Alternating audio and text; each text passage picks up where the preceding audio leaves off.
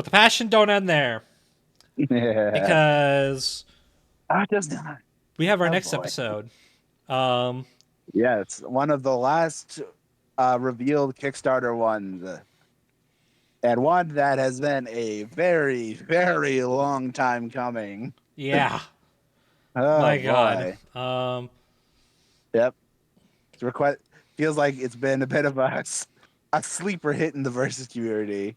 Yeah. But Although we say this, um, um, it might be for the better that we waited this long because now we have a bunch of new shit that we thought we wanted, and then now we didn't want. Now we don't want to talk about anymore.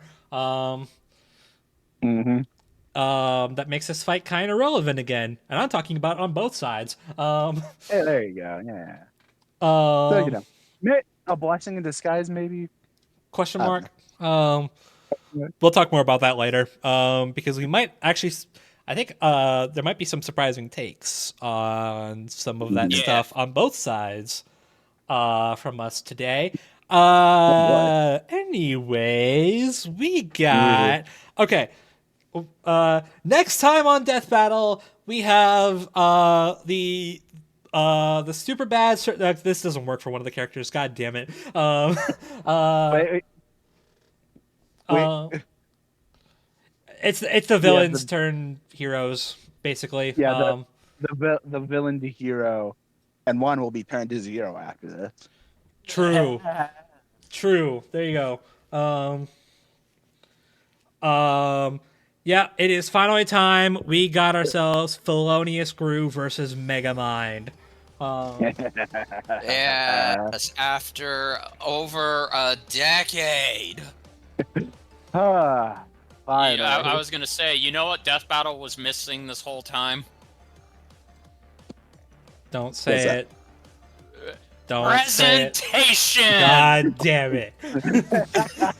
It had to be said at least once. Come on.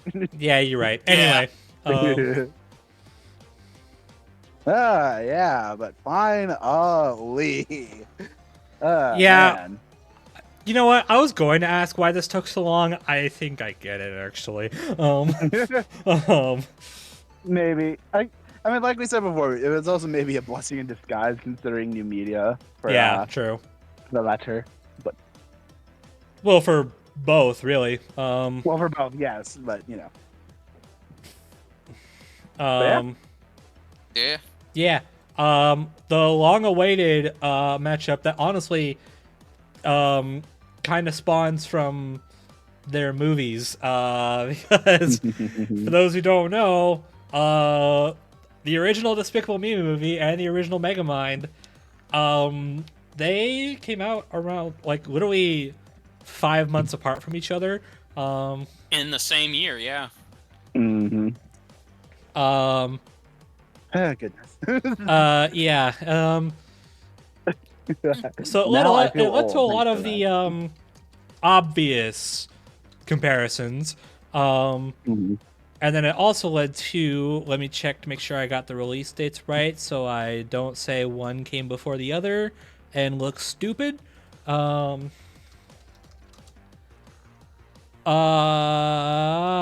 Yeah, Despicable Me came first. Okay, that's what I thought. Yeah, it may or may not have led to Megamind potentially falling under a bit of a more of a cult following than a top hit like Despicable Me. Yeah. Okay. Let me. I hate to rip the Band-Aid off, but yes, we unfortunately do live in a world where Megamind wasn't seen as a successful hit back in its time, and that's just hard because I'm gonna be real, and probably because I'm the oldest. Megamind. I was there when Megamind and Despicable Me came out, and I saw both those movies. And Megamind's probably one of my favorite superhero films of all time. Yeah, valid. It's definitely in my top 10. Like, it is definitely one of the most subversive superhero movies you've ever seen. Yeah. And Despicable Me 1, which, funny, so full transparency, the bros actually did watch all of the Despicable Me movies. I joined these guys for the first two and the first Minions, and I just gotta say it, I think the first two movies are still great. Yeah. No, I will stand by defending Despicable Me's 1 and 2 as being genuinely really good films. Sure. Like, what the reputation Illumination has now, I mean, whatever. But, like, again, no, I think I genuinely would recommend the first two. Yeah. No, I agree. Even, like, 3 and 4 and, like, Rise of Groot, like, yeah, they're, like, not amazing. Like, they're not peak cinema or whatever, but, I don't know, I think you could still find some fun in them, at least. So, and it just is kind of... It is just kind of unfortunate, admittedly, that, like, thoughts on both aside, that, Megamind did have a lot of potential that, like, they didn't really follow up immediately, which I feel like could have been neat to see, but I mean... A lot of it does come whatever. down... I think a lot of it is, like, the people who watched Megamind, they did really like it, but I think a lot of it is because of how similar it is to Despicable Me. People are just like, well, I already watched Despicable Me. Why would I watch Despicable Me again? With the same formula, and the fact that they both have minions. One of them is named Minion. Like, why would I go through that again? So it's like, so the people who watched it liked it, but then a lot of people didn't watch it. Now, where have I heard that one before? Sorry. Anyway. I mean, luckily, like, obviously, like, at least Megamind, like, still has some, like, relevance. Like, even before the sequel movie, like, he was still like a meme machine, and like, YouTubers like Shape Frillis, like, kind of gave the movie a new light, like a resurgence in popularity, I'd say. Oh, yeah. So I would say that's thanks to Twitter. Twitter definitely helped in giving Megamind a new lease on life, and because of that, I think the studio was just like, all right, we'll make it. We'll make a sequel, quote unquote. We'll get to that later. I mean, yeah, we'll get to that later. My favorite moment from the Megamind movie is still literally the opening, where it's like, here's your Binky and here's your Minion. You are destined for great inaudible noises. I didn't quite understand that last part, but it must have been important. It's like such a great take on the Kal-El. Like, everybody talks about, like, Superman variants. Technically, Megamind is a Superman variant. I mean, yeah. He was literally born on an alien planet that was dying, was given a pet to help protect him, and he was destined to do things. Yeah. So, in other words, Superman versus Megamind win death battle. No, but yeah, I think look, Megamind is still one of the best. DreamWorks has a lot of great movies, but I'm just gonna be honest. I think Megamind's in their top 3 best ones they ever did. Oh, yeah. Yeah, I think I agree with that. I don't know if I go top 3, but like top 10. Yeah, I mean, It's still for up me, the best DreamWorks movies of all time, the top 3 for me are Megamind, Kung Fu Panda 2, and the Prince of Egypt. And I will not be taking any further questions at this time. That last one I still need to watch. Same, honestly.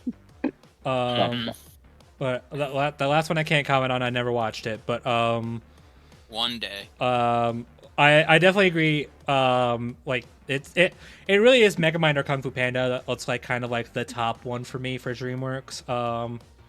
Yeah.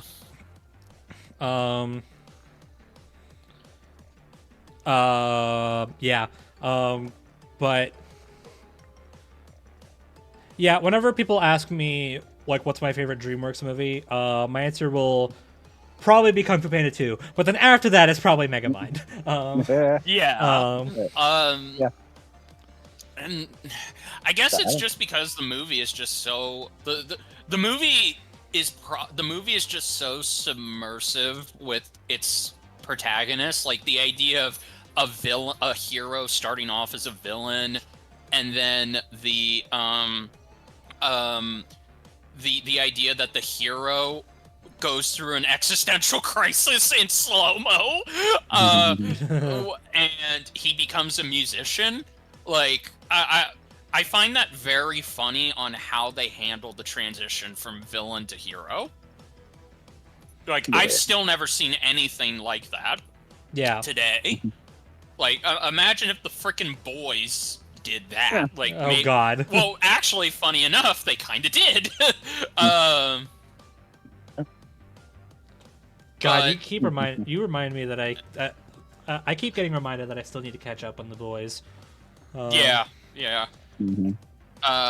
Anyway. Yeah. Anyway, no, but I stand by it. I think Megamind. If you ever wanted to understand like what makes a good DreamWorks movie, I would suggest you watch Megamind. Probably like, Megamind yeah. is because it is everything that DreamWorks should and always be, and I feel like the movie is everything that has been said about it the past almost 2 decades it's been out, it's still valid and warranted as being one of the funniest yet most emotional and action-packed animated features of all time. And still to this day, I'm kind of a little bummed out that it, as far as I can remember, unless I'm gaslighting myself, I don't believe it was ever nominated for Best Animated Picture. Well, which is understandable because the same year it came out, a little third movie of a franchise came out and, grossed over $1 billion and was even nominated for Best Freaking Picture that year. Mm-hmm. So, probably understandable. I was going to say that the same year we got that, we got Despicable Me. No. Well, no, the same year we got Despicable Me and Megamind, we also got Toy Story 3. Mm-hmm. Oh, okay. Yeah, that's what I was referring to.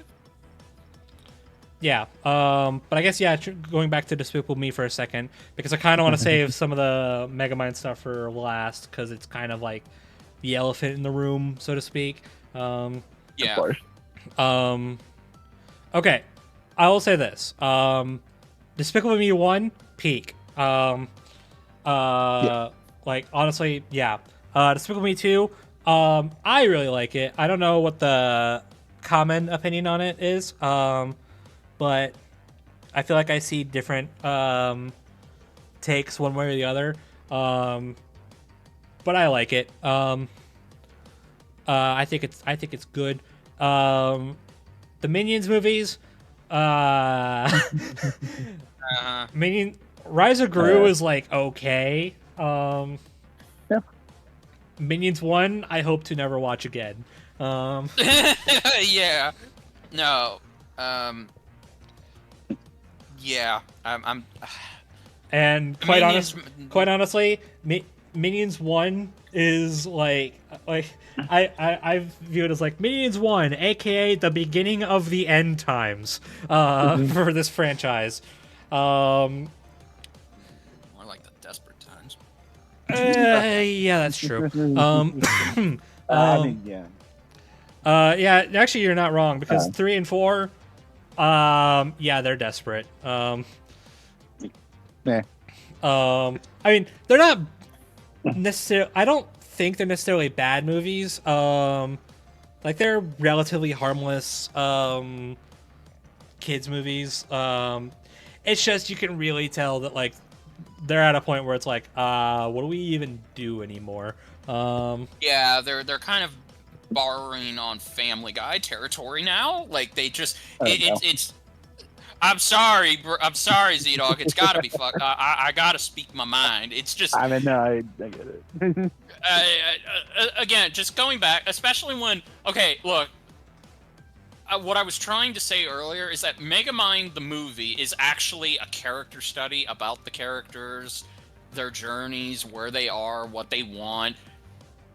Post Despicable Me 2, it's the Minions movies and Despicable Me 3 and 4 are literally just haha, look at that, that's so funny. Like they don't even try for the most part. Haven't seen Despicable Me 3 and 4, so I can't even fully well then why are claim you to this. But what I'm saying is for the Minion movies and for the most part, Despicable Me 3 is not, I'm sorry, Despicable Me as a franchise, it's not about the writing and the progression of characters. It's just about, hey, what do we do next? That's it. Like, Yeah. Megamind is actually a movie. It actually has characters. It's not just, haha, look at that. Like, okay. I kind of want to come to Despicable Me's defense. I know, which will be ironic considering coming events. In my opinion, I think that there's good ideas in the movies. There's just not enough time to let them flesh out a little. No, that's exactly it. I funny enough, that's also a complaint I kind of agree with the Mario Galaxy movie, which, you know, Illumination says kind of fitting. Like there's good, I think there's really good ideas and interesting concepts. It's unfortunately they don't have enough time to flesh them out. Like, especially with Despicable Me 4. Like I mentioned this after me and Bro viewed it. Like I think the idea of the villain being one of Gru's colleagues is good. It just feels like there's no time for it to flesh out. Yeah. But yeah, that guy has a combined total of like maybe 15 minutes of screen time. Yeah.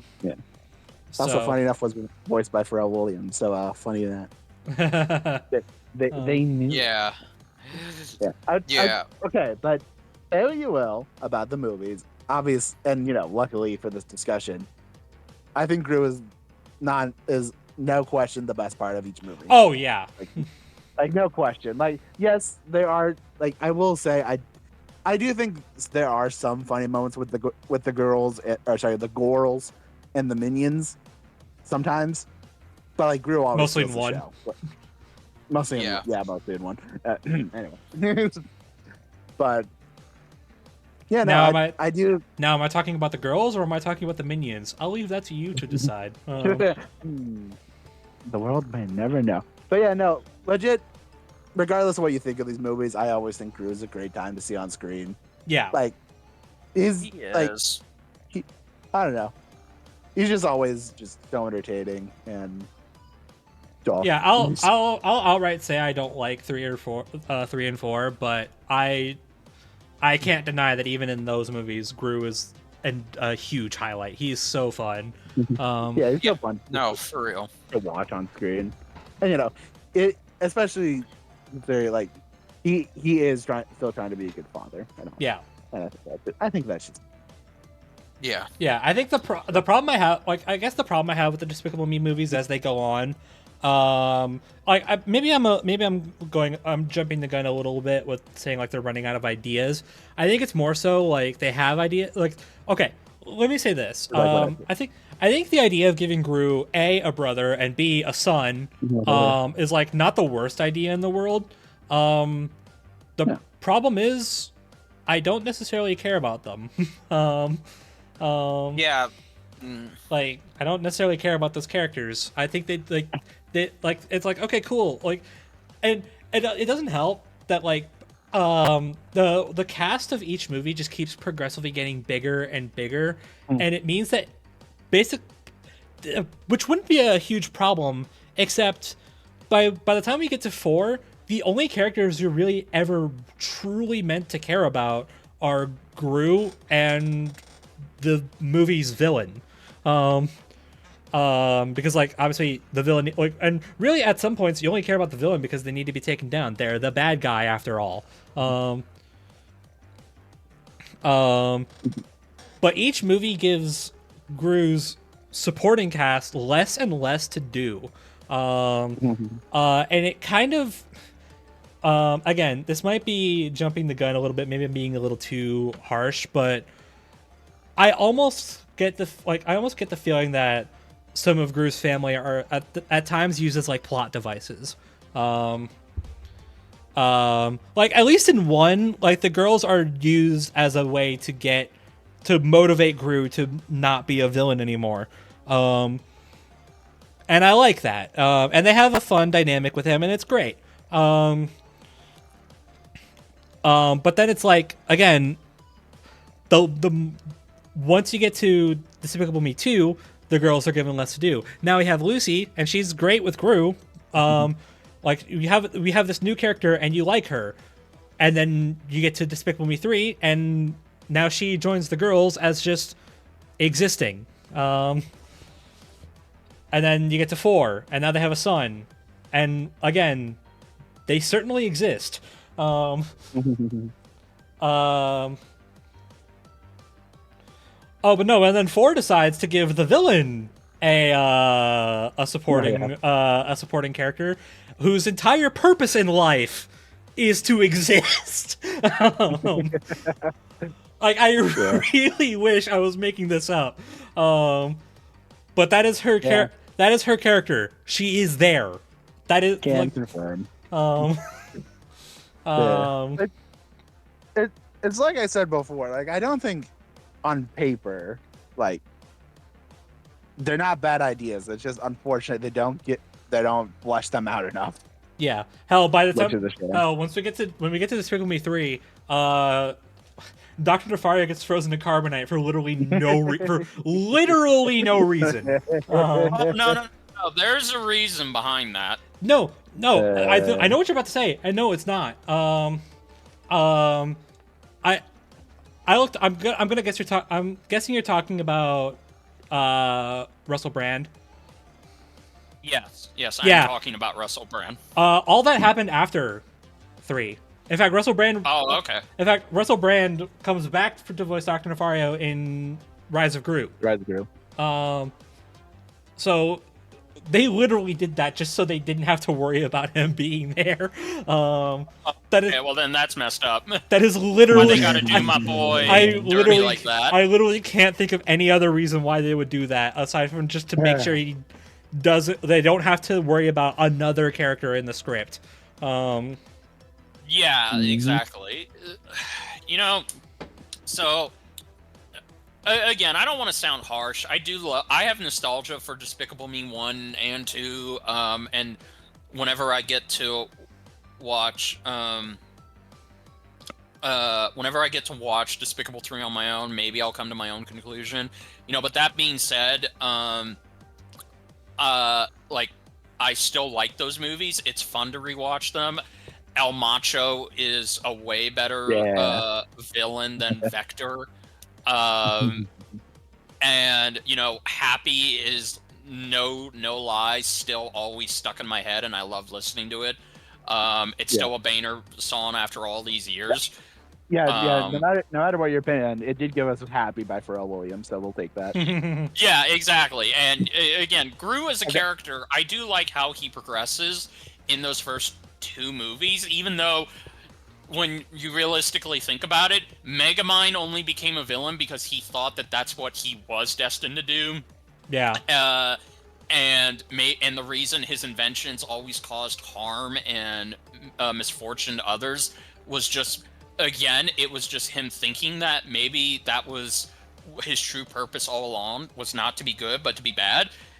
Whereas Gru only became a villain. Well, in the first movie, he became a villain because he wanted to go and steal the moon. Like, he always wanted to go to see the moon.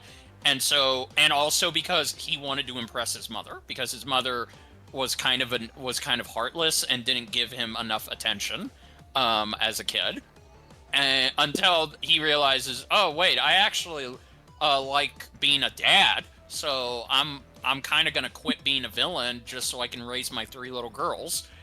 And so it kind of just comes off as, well, you kind of sucked as a villain in the grand scheme of things, because at least Megamind fought an actual superhero, and to quote Megamind, it's like, he would win some battles, I would almost win others. Like,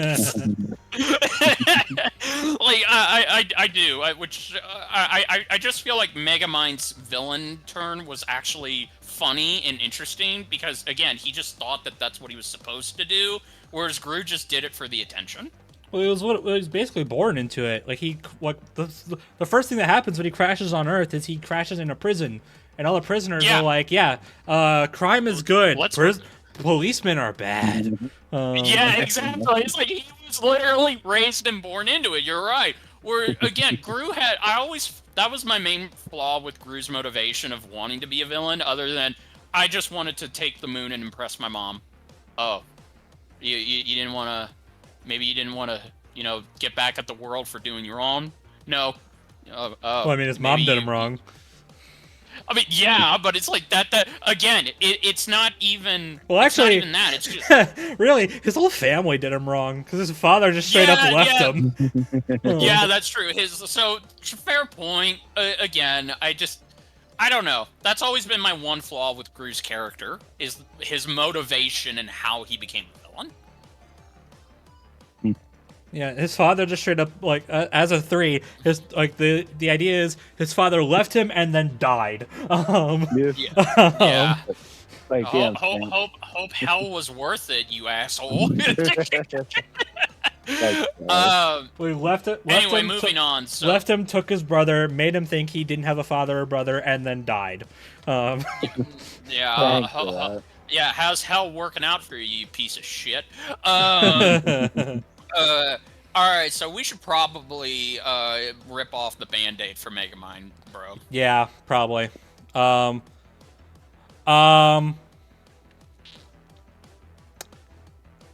Yeah, so we got a franchise now. I mean, we had a franchise earlier. We had a bunch of video games and shit, but now we have a sequel, and that sequel had a TV show.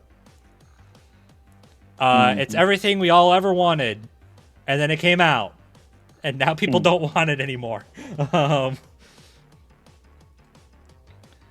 And as of right now, unless the Death Battle Curse says otherwise, there are no plans for more Megamind content. I wonder whose fault that is. So, I say that people still watched it. How do I approach this this topic? All right. Here's what approach it how you talk to us in private. Just the fact that this show was never meant to be a sequel. It was never advertised to be a sequel. Well, people mistook it as a sequel. Okay. I think. Okay.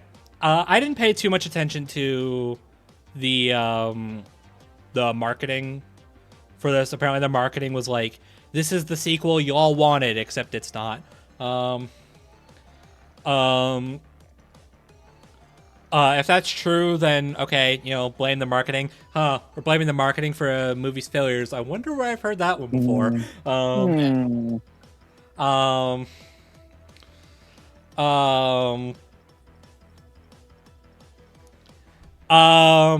So here's the thing. I watched it. I watched the show too. And I I went into it with an open mind. Okay, let me say this. I think the ultimate problem is that people expected this to be Megamind 2 when it's not. Now, whether the marketing has anything to do with that, again, I don't know. But you may have noticed that this movie was direct to streaming. It went straight to Peacock. A streaming service that most people Nobody, don't have. nobody has. Unless you want to watch Ted the series, in which case, there you go. That's your only fucking reason to watch it. I'm not even dissing Ted. I love Ted the series, but it's like, yeah, other than that, why the hell would people want a Peacock subscription? And Twisted Metal. I can't forget Twisted Metal. Oh yeah, Twisted Metal. I've heard good things about that. Okay, so 3 shows, Peacock. 3 fucking shows. Riveting. Yeah. I think personally. Now, let me make sure I get this point across. This is not me saying that it's good. Okay? We got that clear? I'm not saying it's good. Yep. I will say it is absolutely not as bad as people made it out to be. And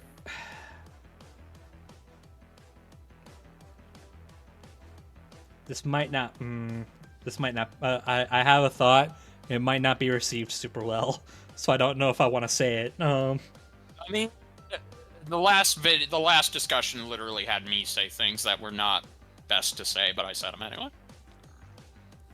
You're in this deep, man. You might as well keep going. Fine.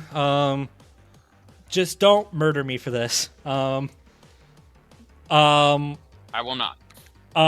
Y'all brought up Shafrillis earlier. Did I pronounce that right? I don't watch his stuff. Yeah. So. I believe so. Yes. Okay. Now. Yeah, I knew we were gonna have to bring him up. Now, here's the thing. I don't want to put any. I'm not trying to put any shame on the guy. Okay. I'm sure. Like, I don't watch his stuff. He's just not my kind of content at the moment. But you know, I'm not. I don't want to diss him or anything. I'm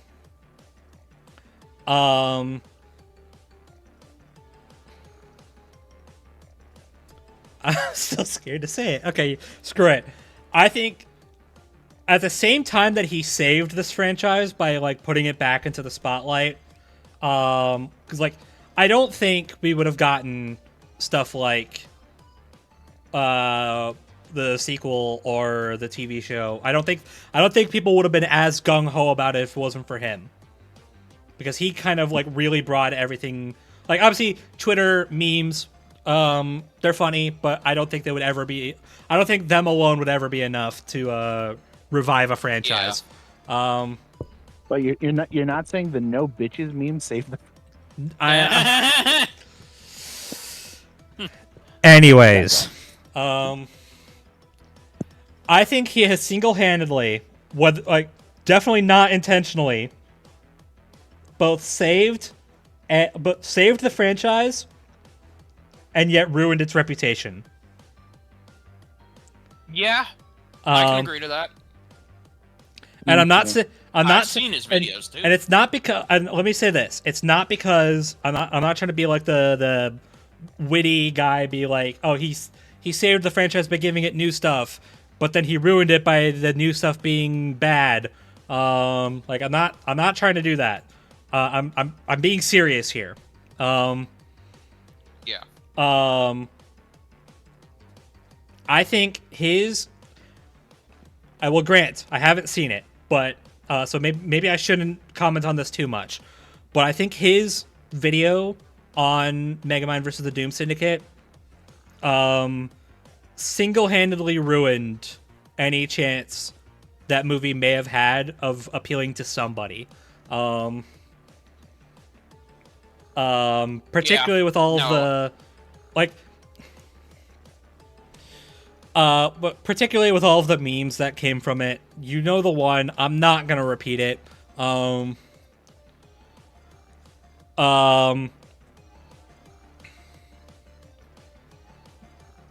but I think it's I think it's the kind of like, maybe I should, again, I don't know how much I should comment on this given I haven't seen the video, but Just the just way give it's us the the- best you can. the way it sounds like he described the movie made it seem like it was the single worst thing that has ever been produced. It is a 0% on Rotten Tomatoes. It is it like burned the crops, killed your families. It did every single atrocious thing ever. When in reality, it is really just a not good. Again, let me make sure that's clear. It is not good. But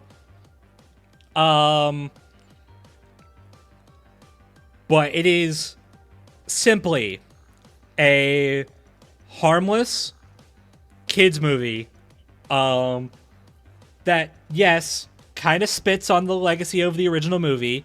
I won't deny that. Because like after over 14 years of nothing, this is what we get after so long. Okay.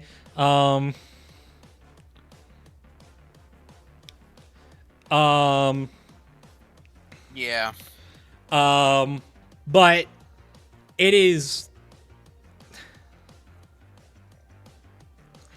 not the worst thing in the world. And I think people, like, every time I see someone talk about, like, someone will be like, I'm gonna watch it just to see what all the fuss is about at the very least. And then the immediate response is, I pray for your sanity. And I'm like, guys, really? Like, I get a lot of it might be a bit, but it is not that bad. I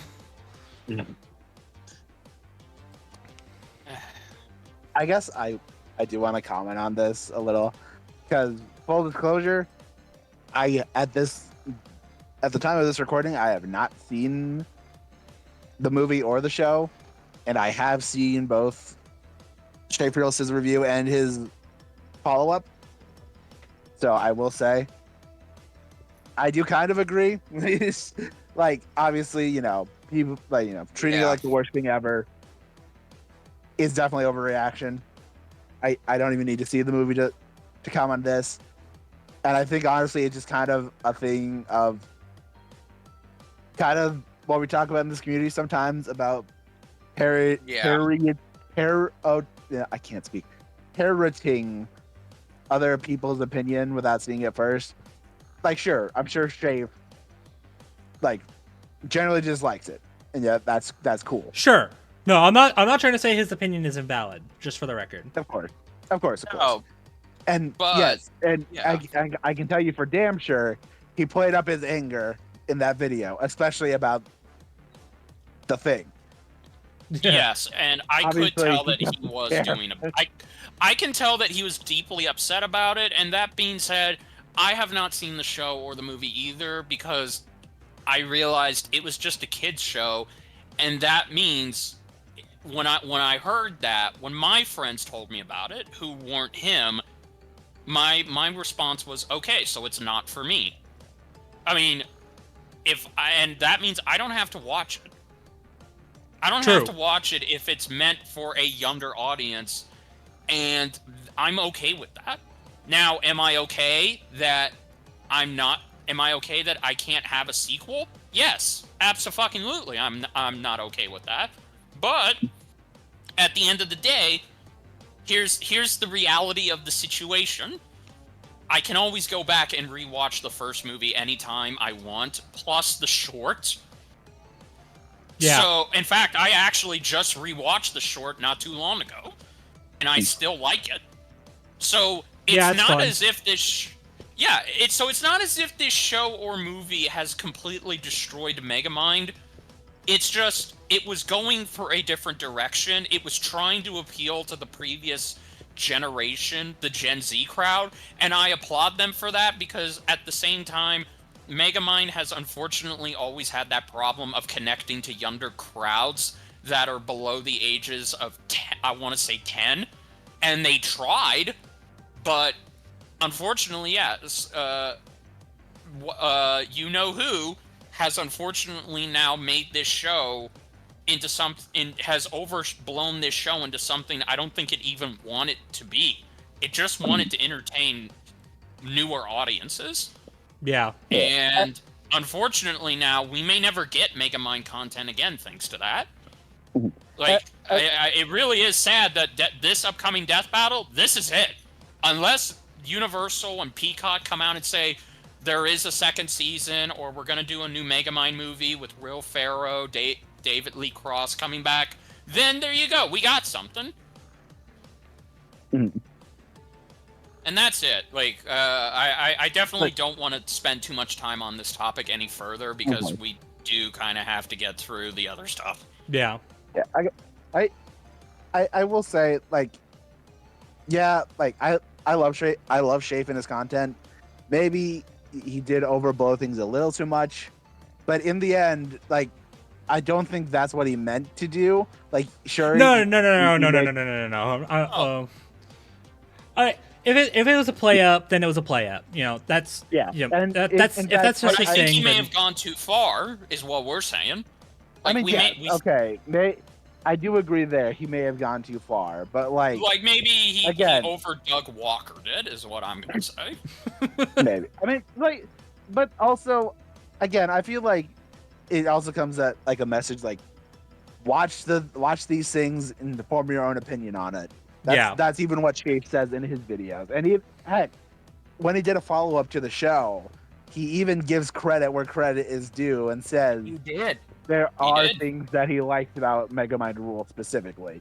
I will sure, say that doesn't change what he says about the Doom Syndicate, but I will say Megamind Rules is like genuinely kind of charming kids material. It's harmless. Yeah, it's harmless.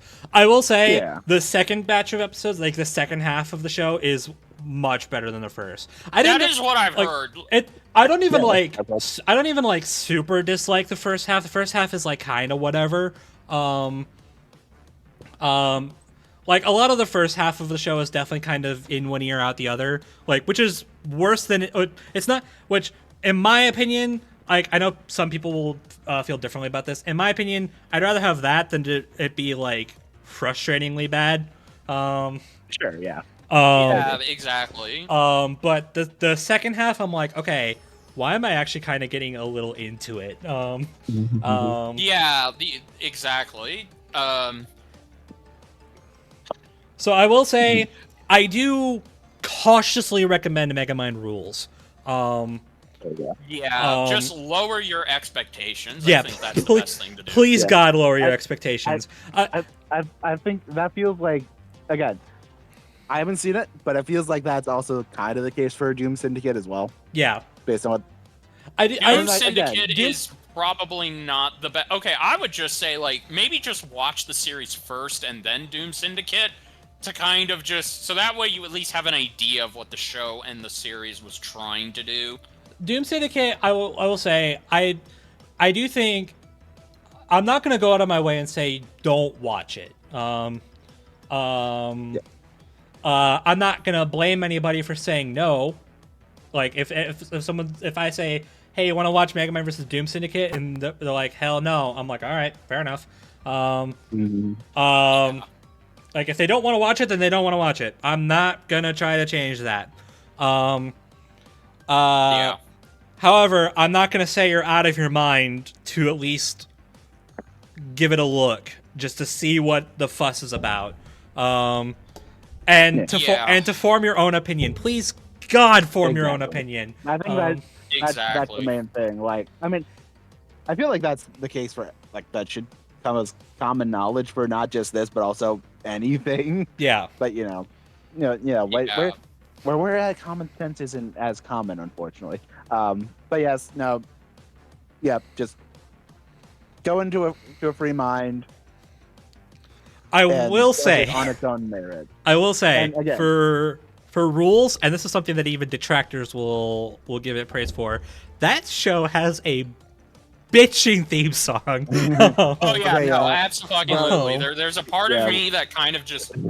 There is a part of me that wants to have the theme song play during our coverage of Groove versus Megamind right now, but I know that copyright and all that shit. So, Yeah. you know. Right. But it's a fantastic fucking song. Like, it's probably one of my favorite theme songs for a TV show in a minute. Yeah, I know some detractors will be like, "It's super cheesy though," and I'm like, "Brother, I'm a Sonic fan. What do you like that?" Yeah, I'm used to cheese. Okay. I'm used That to doesn't cheese. mean anything to me. Okay, okay, no. Even beyond that, I'm sorry. Are you saying Megamind isn't cheesy already? Exactly. Hello. Yeah. Yeah. Hello. Yeah. But anyway, so Yeah. again, we Yeah. should probably wrap up with this Yeah. current discussion Yeah. and move on. Yeah. I will say obviously like no harm towards Safe Realist, like we said. No. Like, you know, To probably It just felt reiterate like that he before we move on. overblew it. He overblew it, and I don't again until we hear otherwise. I do kind of have to side with Bro on this one. It kind of feels like now, because whether intentional or not, we're now stuck in another loop where we may never get Megamind content again, and that's kind of sad. At the very least, Yeah. from what I know, if I'm wrong, I almost don't want to be corrected. He wasn't like, for the love of God, do not watch this. Yeah. No, he Um, was just a passionate fan displaying his disappointment Yeah. that he didn't get the Megamind sequel that he and all of us wanted. Yeah. No, Yeah, I and definitely. it will- Okay, I definitely. So, my take is both the Doom Syndicate movie and Rules would have been received a whole lot better had they come out when the movie did.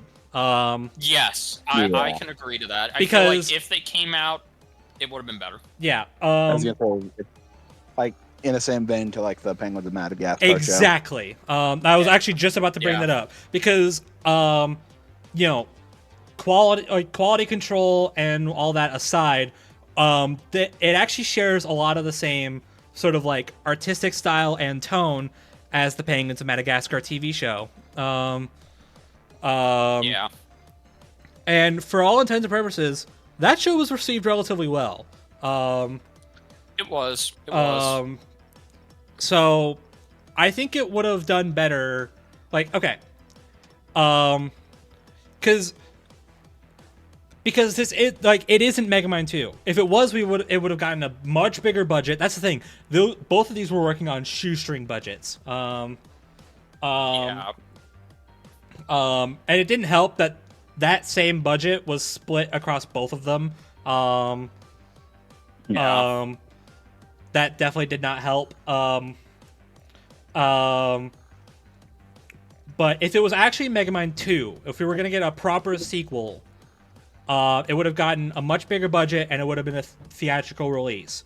And it would have played off of the original movie. This is basically going from Madagascar to Penguins of Madagascar. Yeah. And I just think if we had gotten that earlier, nobody would have cared. At the very least, exactly. not as much as they do now. It really just is like the ultimate thing.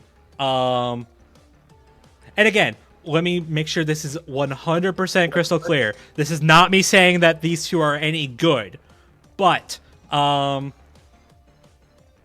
I definitely don't think the reaction would have been as overblown as it was had they come out in, like, let's say 2011. The movie came out in 2010, so 2011. Yeah. Hell, let's be a little bit generous. 2012. Yes. Like if it had come out around that time, I definitely don't think it would have been as much of a overblown reaction as we've gotten. And a lot of Yes. a lot of the reaction even to this episode is like, oh, I pity the researcher that has to watch Megamind versus the Doom Syndicate. I'm like, brother, that same person, I don't know who it is. Actually, I think I might have an idea. I'm not gonna say it on stream. That same person probably read a shit ton of slop for comic book characters. So, you're gonna tell me that this is worse, brother. Yeah. All right. Okay. So, can we move on? Please, yes, please. TLDR, these characters are cool. Yes. Thank you. Okay. So, hey, got a preview. We do have a preview. Yes, it is.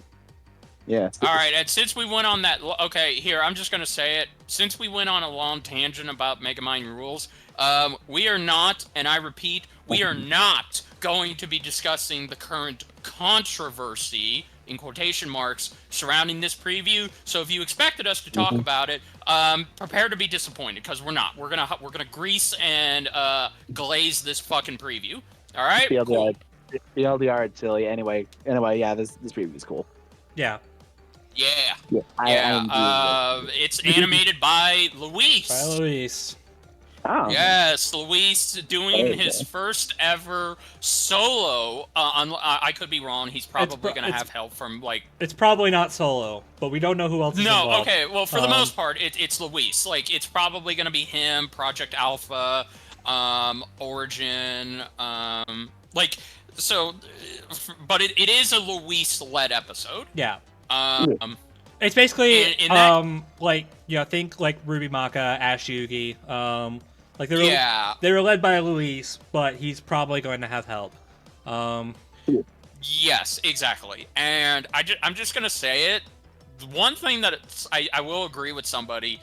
So this episode, the way this episode's looking, it kind of reminds me a lot of Ratchet and Clank versus Jack and Daxter, and I mean that with the utmost positivity because it's got that early season 3 charm. Yeah, to I it. think I saw someone else talk about that too. And it makes me wonder if because I know a lot of people. I know we said we're gonna comment on it, but I'm gonna comment my thoughts. I know a lot of people were talking about the lighting and the model quality and whatnot. We're not gonna get super into it. But I thought it looked a little strange, but I was like, it doesn't look that bad. Yeah, same. You'll probably get used to it in the fight. Yeah, Yeah. because this preview is like remarkably short compared to other previews we've gotten. Yeah, like I think this is like even shorter than like Cell versus Metal. It definitely feels shorter than that. Yeah.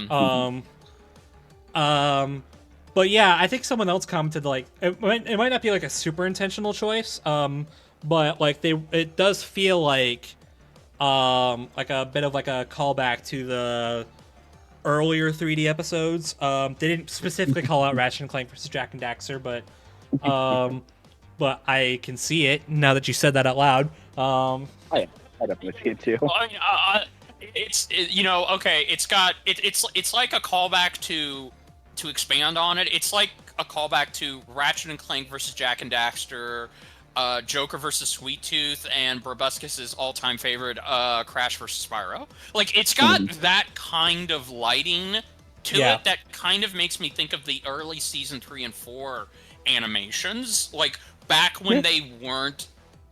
We'll just say when they weren't as sophisticated as they are now. Sure.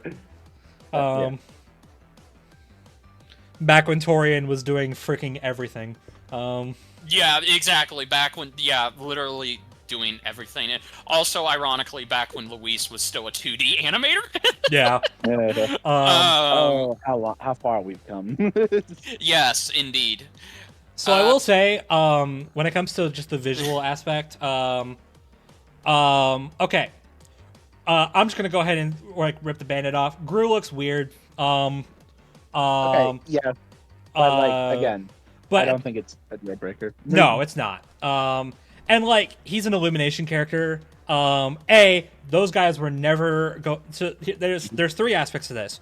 One, Illumination was never going to release their model files. In fact, I don't think any big time movie company ever has. So like the Megamind model isn't even from the movie. Pulling models from movies, don't even try. You're not gonna do it. Exactly.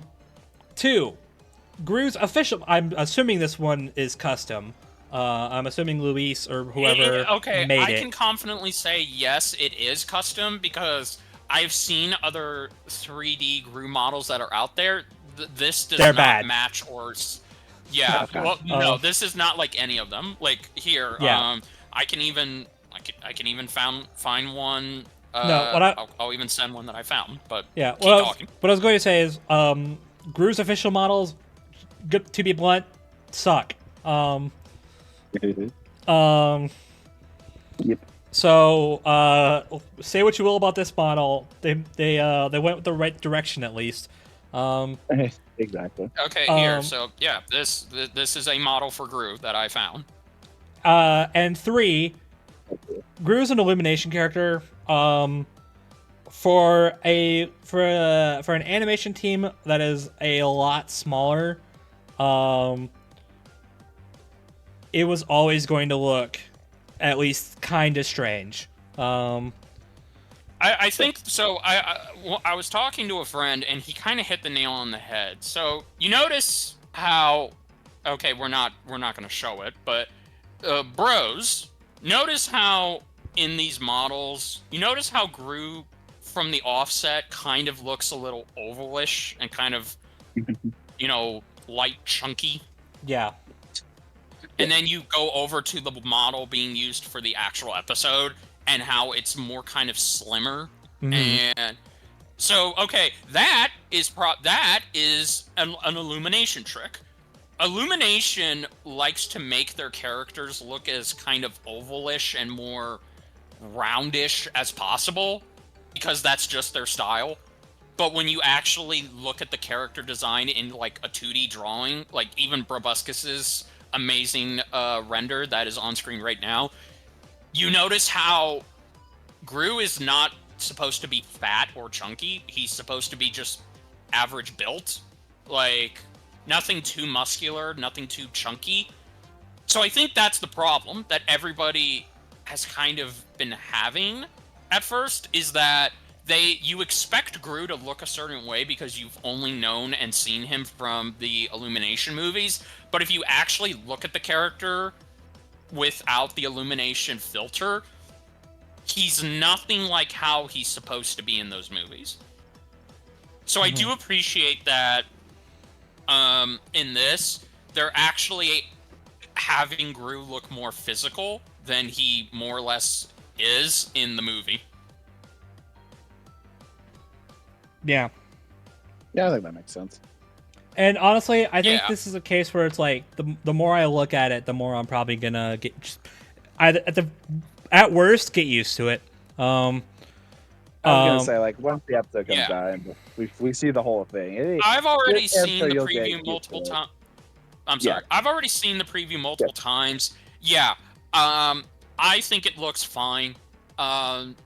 Initially, it was the head, but I got used to it, and I think it's pretty damn good. Contrast to that, that Megamind model looks like it was ripped straight out of Megamind rules. Yeah. Which you could comment on whether or not that's a good thing or not, but no, I think it looks good. I think it looks fine. Yeah. I mean, it's definitely okay. Nobody's talking about it, but can we just admire how the Megamind model face is very expressive? Yeah, like in the short couple of seconds it's on screen, you literally get to see him be expressive as he's talking, and that's not something we see that often with death battle animations, because since they are limited on being a independent studio, that means that they can't really give those type of details unless they have additional time. Poor Dante versus Clive. Yep, like Dante versus Clive. Which, no joke, the fact that this has better facial expressions than Dante versus Clive is kind of fucking insane. But hey, I mean, duh. if this one didn't have at least decent facial expressions, then they were doing something super wrong. Yeah, like even the minions are pretty good. Oh no! Oh in yeah, their no. expressions. If you want to talk about expressive work, the minions are perfect. Yeah, like just based off of this, it kind of feel the way you want to know what it is. This episode kind of it kind of looks like it's a lost video game crossover from the last generation. That's the vibes it's giving me. Like it feels like which I kind of like. Like it feels like this was made by an independent studio that got the license for both Megamind and Despicable Me, but they didn't have a crap load of funds, so they just made this as a cool game.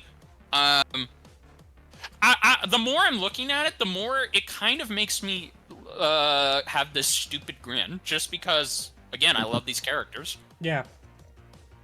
Also, I didn't notice this until somebody pointed it out. This is the first time we've had two characters fight on a rooftop since Green Arrow versus Hawkeye. Oh gosh. Wait, what? No. Yeah. And now we crumble to dust. That sounds so wrong, but somehow I believe you. Yeah. What the hell? Yeah. I'm sorry, Black Widow versus Widowmaker doesn't count because they weren't even fighting. They was literally just on there, and then they go into a building. Anyway. Also, hey, can we talk about how good the ships look? Yeah. Oh yeah, that was... Like I know that they must have, like, the bike and okay, well, the ship kind of looks a little small on the small side, but again, that's probably because, like BrobusCast said, it's not like Illumination's gonna give them those files. But I would say if they had to either reconstruct this ship or they just found a good model to pass through, I think it looks good. I will say the one thing I'm not super big on, and it's probably only going to be on screen for as long as the preview showed it, it is the missiles. They look kind of... Yeah, they look I like agree. Toys. I'm just going to say it. No, they look like Nerf missiles a little bit. I get it though. I get it, but yeah, that was the only iffy shot to me. I mean, I wasn't expecting like a super like intricate machine like we see in the movie. Like this is still an indie work after all, but they just kind of like, well, for one, they spawn out of nowhere. Some of them kind of like collide with each other. Like, yeah. And okay, to add on to what you're saying real quick, there's not even as far as I can tell, because I'm watching the preview right now again and again and again. Yeah, I understand actually. There doesn't appear to be any compartments that come out to show the missiles. They just kind of show up. Like they like, I'm rewinding it. Yeah, no, they just come out of the side of the ship. There's not even a compartment to show them coming out. Yeah, and some of them look like they're coming out of each other, as well. Like yeah, it looks super weird, and and just the way they're colored. I'm gonna hope, that like maybe this is like, this might just be copium. Well, who am I kidding? This is absolutely copium. Like I'm hoping this is maybe like a somewhat of an unfinished render. Like maybe I know Luisa said the animation on it is done, like it's all wrapped up and it's good to go. Yeah, but maybe like this is a pre-render to you, because again, we're gonna get into this in a little bit. The voice line, just like the voice lines, maybe this was just this was original footage used. Maybe this footage was just used for the teaser, and the actual animation's going to be much more polished. Yeah, which could also probably help the Gru model quite a bit. Now that we say that like out loud. maybe give it maybe just give it a light touch up, because again, it's not like, I know they can't go back and just fix the model. Oh, but sure, maybe no. just I think the problem is just the lighting. Like maybe they can adjust the lighting for this. Because Maybe. that is kind of that is a detriment to this. Because this is going to take place during the day, which, oh my god, how interesting is that? We've had 2 episodes take place during nighttime, but now we finally have another daytime episode. I think maybe it's just the lighting. Yeah, maybe. But it doesn't. But their coloring doesn't help. They look like you said earlier. They look like Nerf rockets. Yeah. So I don't know. I mean, that's a small thing. I don't like if they're on screen for about as long as we've seen them in the preview. Then like I don't really care. No, it's just going to be a small nitpick instead of a criticism. Yeah. Okay. But yeah, everything else. I mean, again, I'll get used to the Gru model. I don't. I'm not super into it right now, but I can see myself watching this fight over and over again and be like, okay, yeah, this model is fine. Like it does its job at the very least. Yeah. Yeah. But everything else about this looks pretty solid. Yeah. And it sounds good too. It does. Oh my god. Sounds good. Okay. Uh, I got okay. Immediate thought. Drew's voice is like spot on. Like Yeah. Okay. Okay. goodness, that's Howard. What the hell? Okay. What Okay. is- Yeah. No. First of all, holy hell! Welcome back, Keston Howard. Yeah. Welcome back, isn't it? Yeah, he hasn't been on the show since season 9. What the fuck? Oh my god, it's been 4 years since we last saw him. Oh gosh. Uh, Very, very nice to see him again. And yeah. like I said, what the hell is this man's vocal range? Like, Yeah. how could you do a It's- spot on Mickey Mouse and a spot on Gru? What the what? This is like, I'll do you one better. How is he able to do a spot on Mickey Mouse and a Machamp, and do Gru? Like, okay, it's not 1-to-1 like Steve Carell, but okay, what is? yes, exactly. To be fair- But ironic. to be even more- 'cause To be even more fair, sometimes I ironic- don't think even Steve Carell is a spot on Steve Carell. This is true, yeah, because it's tough. It's difficult to do that accent because it is a German cartoonish accent. With Steve Carell. Anyway, this is us saying that is kind of ironic because the last time we had him on, he was facing off against another actor who was also not not the picture perfect image of his actor that he's trying to do an impersonation of.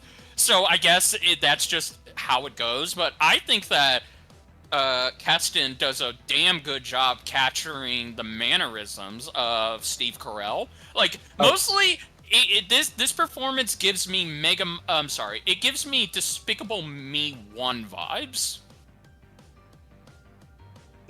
Yeah. Like this does feel like it's Despicable Me 1 Gru. Yeah, I definitely hear that.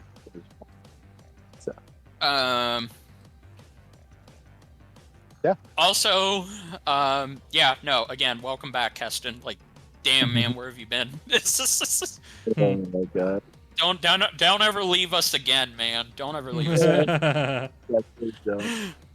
On that note, on Megamind's corner, Yep, we got Corey Wilder as Megamind. Don't know who that is. Yeah. Neither do I. No, I'm kidding. yeah, I don't know either. That sounds bad. I'm sorry. I could always just look him up on IMDb. Don't mind me. That's totally not what I'm doing right now. Yeah, Well, you do while that. while he's doing that, it sounds all right. I feel like, okay, again, this is from snippets. It sounds more like he's playing into the Megamind Rules voice. A little In my bit, op- yeah. Yeah, Like, just a little bit. Is it bad? Like, I don't know. I think No. it sounds from the like one line we heard. But again, I'll And probably to- need a pull up. And to be fair, and I've said this before about previous previews, there's a chance that the lines we hear in the previews are going to sound different in the episode. They do that a lot. Oh, he's in Zenless Zone Zero. That's funny. Add that to the list. Hoyoverse. Yep.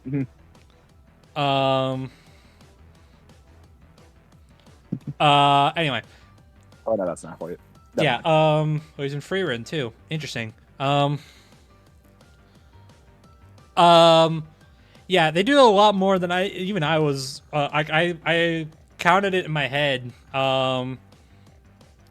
Earlier today, and yeah, they do that a lot actually. Like they do a lot more than even I was expecting. Where they like have a different delivery in the previews than in the episodes. Funny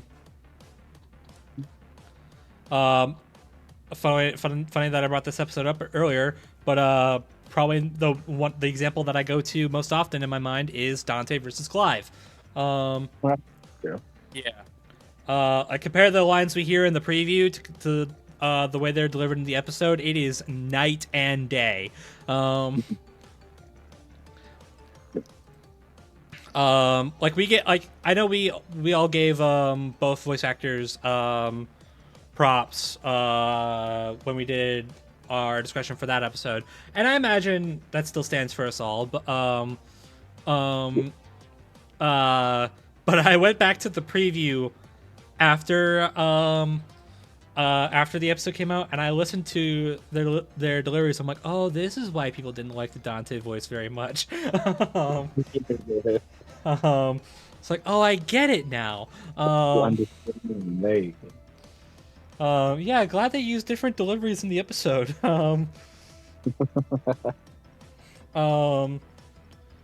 So, I mean, this doesn't happen all the time. In fact, most of the deliveries in the previews this year have been in the episode, with the exception of Yusuke. Yusuke is like the only. Yusuke is the only exception. I know people are going to comment about Metal Sonic. That's just adding a filter. I'm pretty sure it was still the same take. Yeah,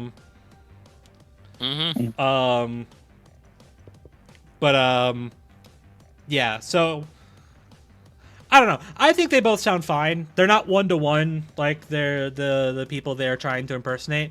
I'm gonna be honest, I think that was kind of a hard ask in the first place. In the voicing. Yeah.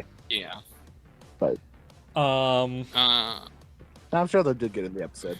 Yeah. Oh, yeah. But wait, we are forgetting one voice, or should I say? Let's end it off with the other one. And it's Minion, who we don't know who's voicing him. Yeah. No. But they did say that he is in the fight. Yep. The preview just didn't announce who his voice actor is. Yeah. Cute, I guess. Yeah, a bit curious about that. Maybe they just didn't. I don't know. I'm not. We'll probably have it in the description when the premiere goes up. That's typically where we find them nowadays, anyway. So, but no, the actual last one is the Minions. The Minions. Yep. Yeah. Which, well, all of them are going to be sharing one voice actor. Yeah. And it's the animating the episode himself, Luis. What the fuck? Yeah. Oh, Luis. Bruh. Like, Trying to diversify your profile, I see. Yeah. God, when I saw like that reveal in the preview, I laughed my ass off. Yeah. Like, you have got to be kidding me. Oh, that's fantastic. Yeah. Okay. So I have a question. Yeah. Why is Luis the best sounding person here? Because the minions are simpler voices. It's true. You know what? That's fair. I mean, yeah, that's logical. But still, like, voice that sounds good, so sure. Like, it's just funny. It's just funny concept in general that you're voicing all of them. Well, I Like, mean, they're all voiced by one guy in the movies, so I don't know. Yeah, I guess I should have saw that. I should have saw this coming, but still doesn't make it any less funny. So yeah. Okay. Um. So, are we ready for what's probably going to be the bulk of this discussion? Yeah, let's go ahead and do it. Although I'm kidding. I said I'm gonna go pass out because it's almost midnight. But I got it. Okay. I do want to take a slight pause. I kind of need to go get some water. I'm starting to lose my Okay. voice. all right. Well, That's I'm fine. gonna take this time and use the restroom as well. So I'll be right back. Okay. Yeah, same. Editor, cue the intermission thing.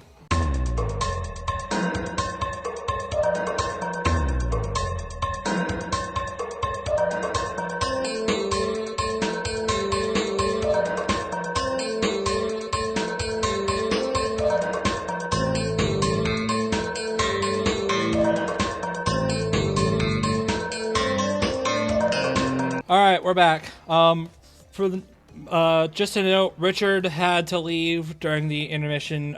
It's getting pretty late for him. Honestly, it's getting pretty late in general. But me and ZDogg are gonna thug it out. Yeah.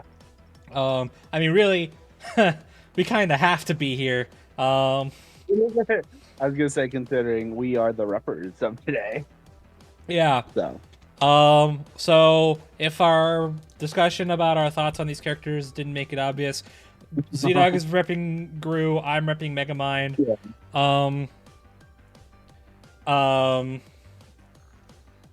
Yeah.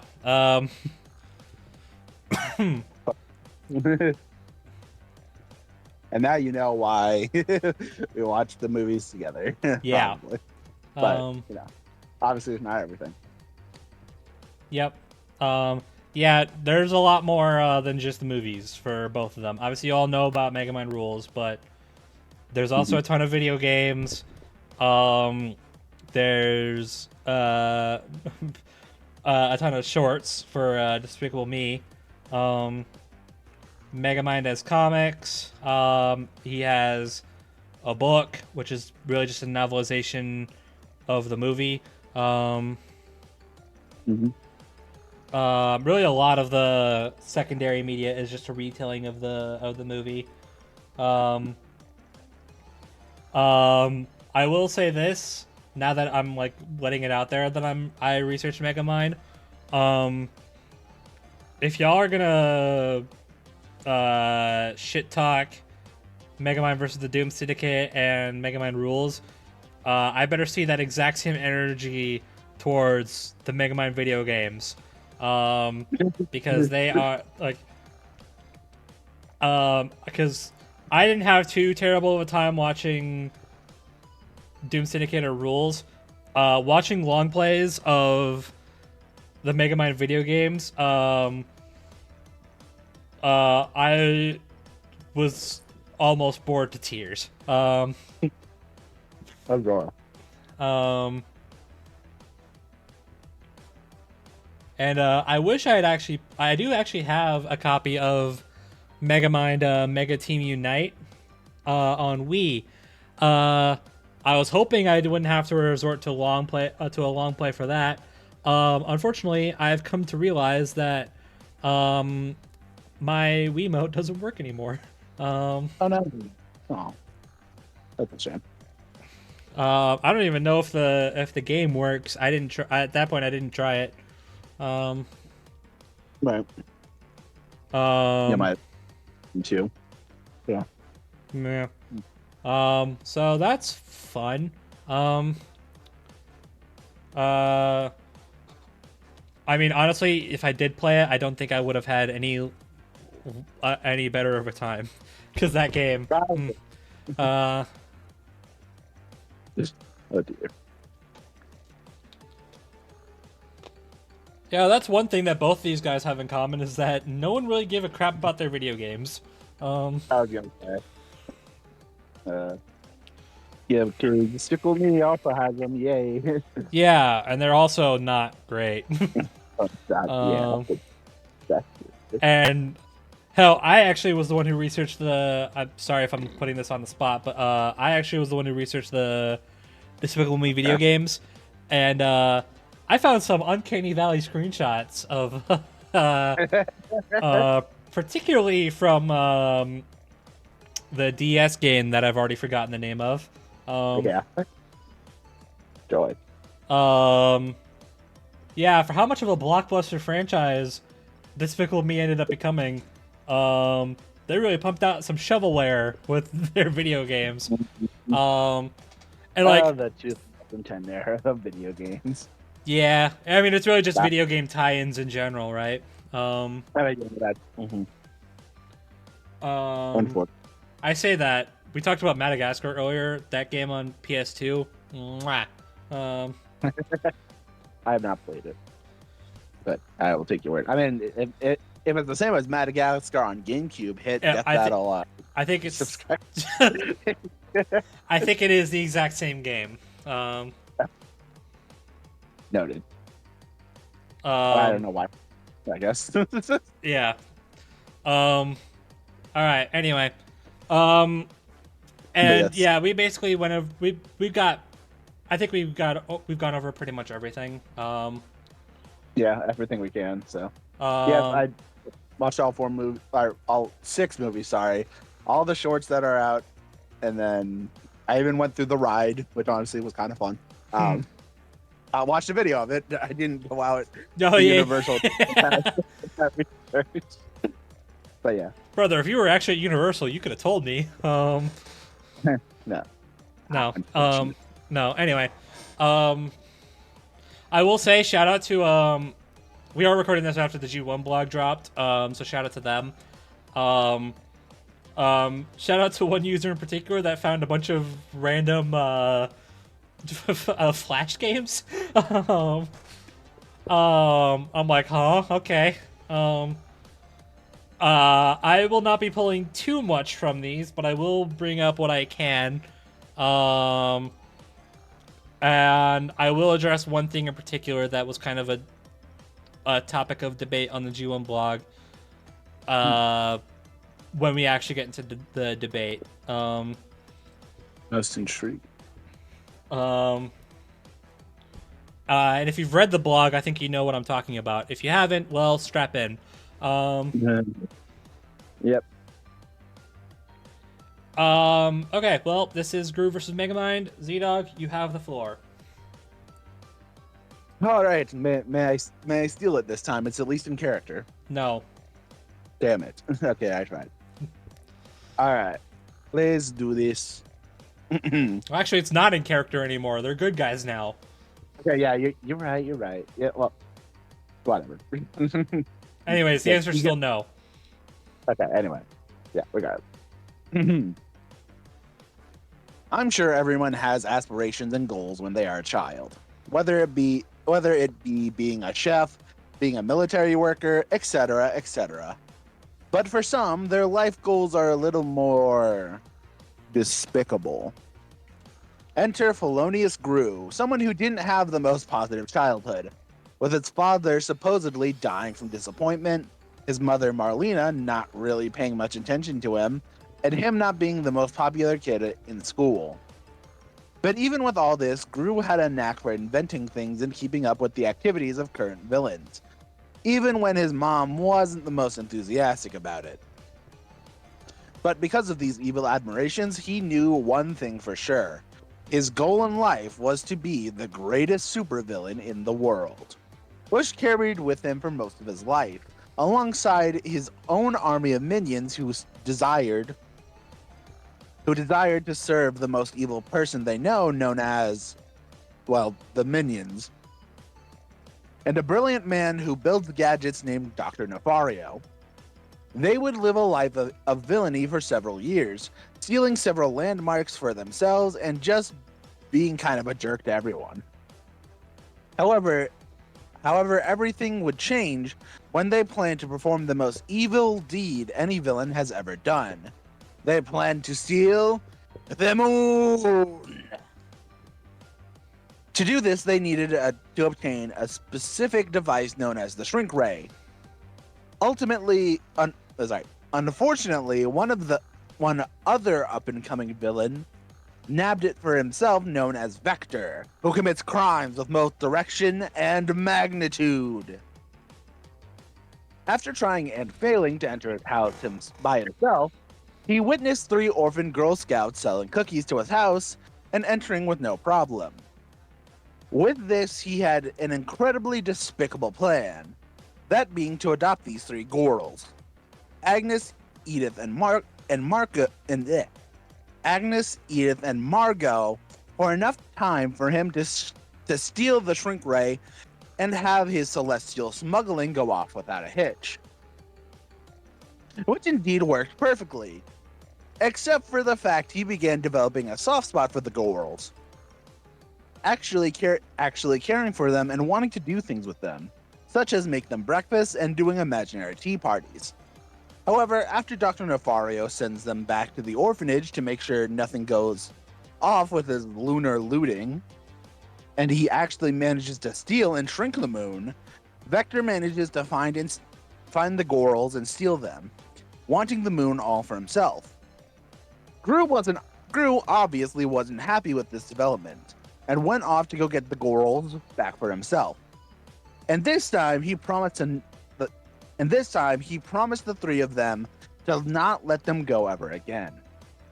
So after an intense aerial battle that left Victor stranded on the moon, after it grew back to size, Gru would quit villainy and become a full-time father, caring for the 3 girls and going to a life of selling jellies and jams. That is until the Anti-Villain League decided they needed him for a plan involving a PX-41 serum. This is where he would work with Lucy Wilde, and after they worked together to find the serum thief, they would grow feelings and end up becoming husband and wife, and parents to the 3 orphans and a bunch of minions. But regardless of his mortality, he has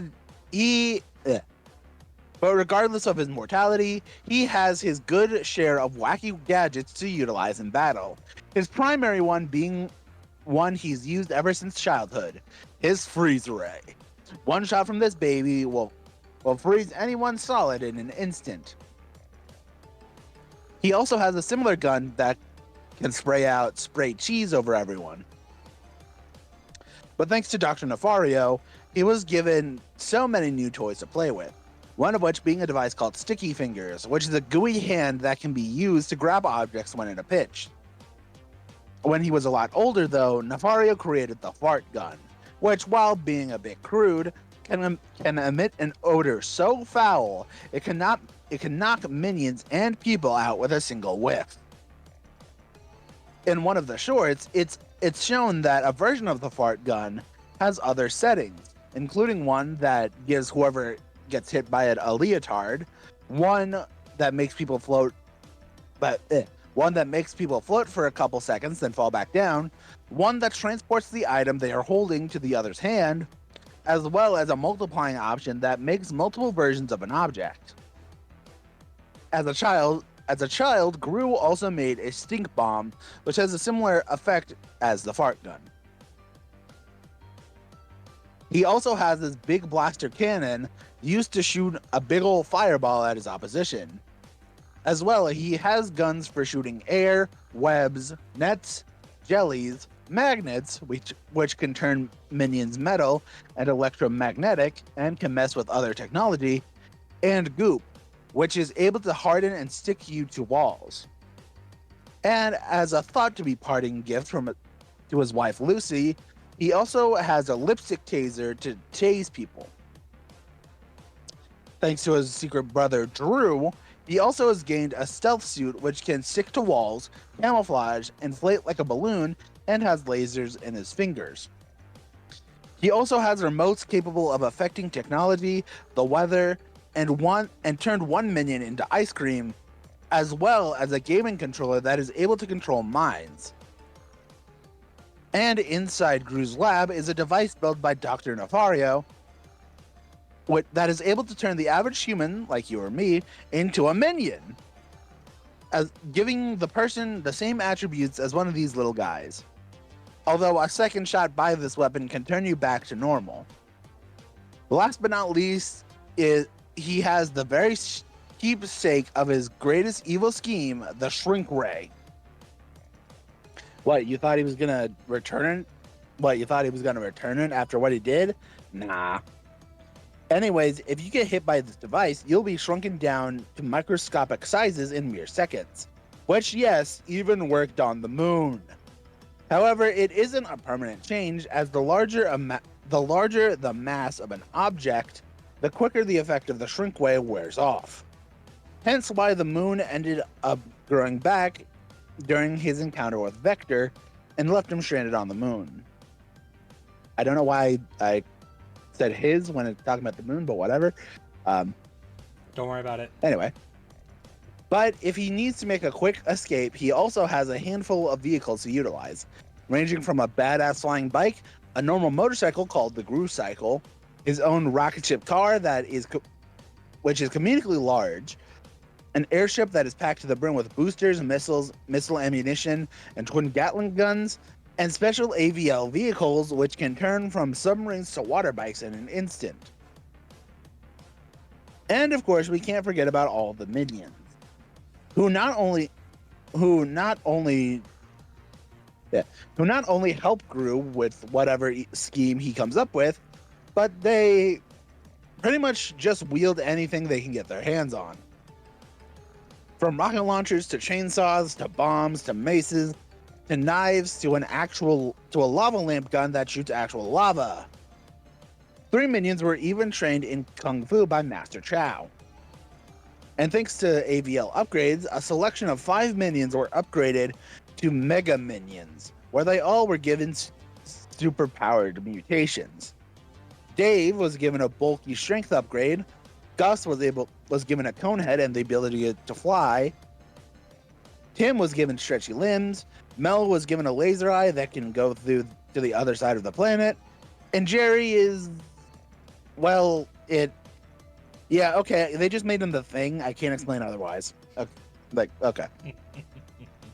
Which gives him a major durability boost. Also, in the credits of Despicable Me 4, Sam got the powers of a unicorn, allowing him to shoot rainbows from his mouth. With all these gadgets, Gru and his minions have done a whole lot during their time, both good and evil. Not only has Gru stolen things like the Queen of England's crown, and didn't, in fact, steal the moon successfully, but has even been able to stop the likes of El Macho, Balthasar Brett, the Vicious Six, and his old schoolmate Maxime Lamal. The minions also have survived.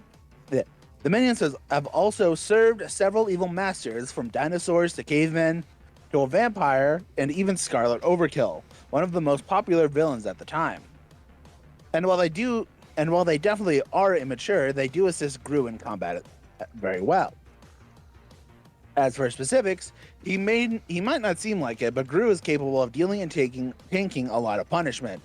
He was able to backhand punch a shark with a single hand, and knock out Brett, and later Maxime with a single punch. He also endured punishment from El Macho.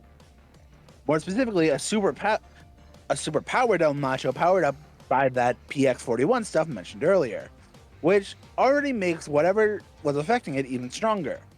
And considering El Macho rode a shark with 250 pounds of dynamite strapped to his chest and fell into the mouth of an active volcano that blew up and he survived, this should lead to some damn good durability for Gru.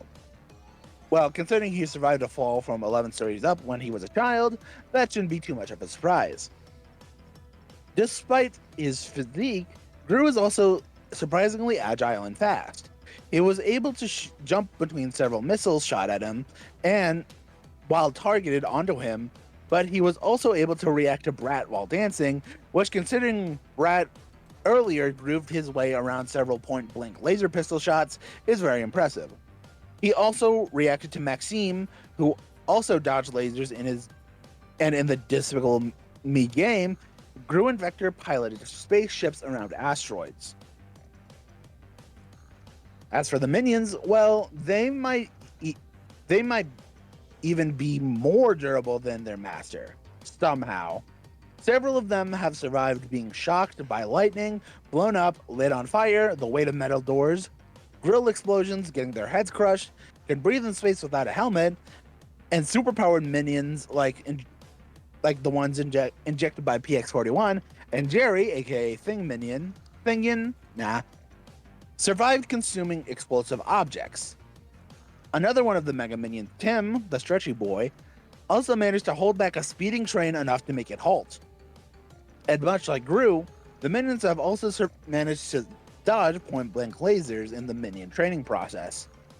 So with all this, it should prove Gru and the minions have a lot up their sleeve. Enough to protect their new families from any evildoer in their path. Life is often disappointing for some people, but with the right people by his side, even the most despicable of people can have a pretty good life. Whew. I'm done. All right. Just 1 second. I'm gonna. There you go. Yeah. There you go. Thank you. All right. All right. I am once again not doing character 1. This feels so weird. Yep. All right. Our story begins across the stars, as a blue-skinned alien baby with an unnaturally large head was sent off his dying home planet at only 8 days old. Alongside his pet alien fish, he was sent off-world in an escape pod. Though at the same time, the neighboring planet had also sent a baby off-world, a golden child, if you will, and thus a new rivalry was immediately born. As they both arrived on Earth, the golden child crashed into a life of luxury, while the blue kid crashed into a life in prison. Growing up, the alien child was conditioned by his fellow inmates that crime is good and policemen are bad, and wound up going to school, which just so happened to be the same school that his golden rival was attending. At school, the golden child received constant praise and gold stars, while the blue genius was constantly discriminated against, being put in the corner for trouble or picked last during a game of dodgeball, even after a kid using crutches. So the alien had a solution. If he was treated as the bad boy, he was going to be the baddest boy of them all. And thus, the life of hero versus villain was born, and their battles became a lot more elaborate, and this required new identities. While the Golden Child went under the name Metro Man, defender of Metro City, the blue alien chose something more humble. Megamind, incredibly handsome criminal genius and master of all villainy. Now, unlike Metro Man, who gets by with super strength and speed and so on, Megamind gets by using his incredible intellect, as well as bad guy training under the rockstar Machia villain. Even as a child, Megamind could build laser shooting tricycles and helmets that can redirect dodgeballs. But as time has gone on, Megamind has built tons and tons of weapons and gear. He has a disguise generator, a watch that can scan life forms and turn them into them, right down to their voice. Well, most of the time. He has a Tesla and blower glove, the former of which charges electricity, and the latter can push objects and enemies away. An electric lasso for stunning enemies or swing like Spider-Man, an atomic scepter for close quarters combat, a missile launching backpack called the Doom Barrage, a knockout spray, and the invisible car, which does exactly what you think it does. But his primary go-to is the D-gun, a pistol with a revolver's chamber of different settings. It can shoot basic projectiles with Destroy, slow people down with Decelerate, freeze people with Deep Freeze, manipulate people's emotions with Demoralize, electrocute people with De-Electrocute, affect gravity with De-Gravity, disintegrate objects with Disintegrate, which is not how that's spelled, but okay, and erase objects with Delete. But its most famous feature, and the one Megamind uses most often, is Dehydrate, which turns people and objects into small cubes, only shown to be reversed by exposing the cube to water, though even a small drop of water is effective. Megamind also has help in the form of the Brain Bots, a collection of flying drones that can fly, carry Megamind around, scratch people with their claws, and project hard-like cages called porta-prisons. But their greatest attribute is undoubtedly their ability to make wicked light shows, including a giant floating construct of Megamind's head.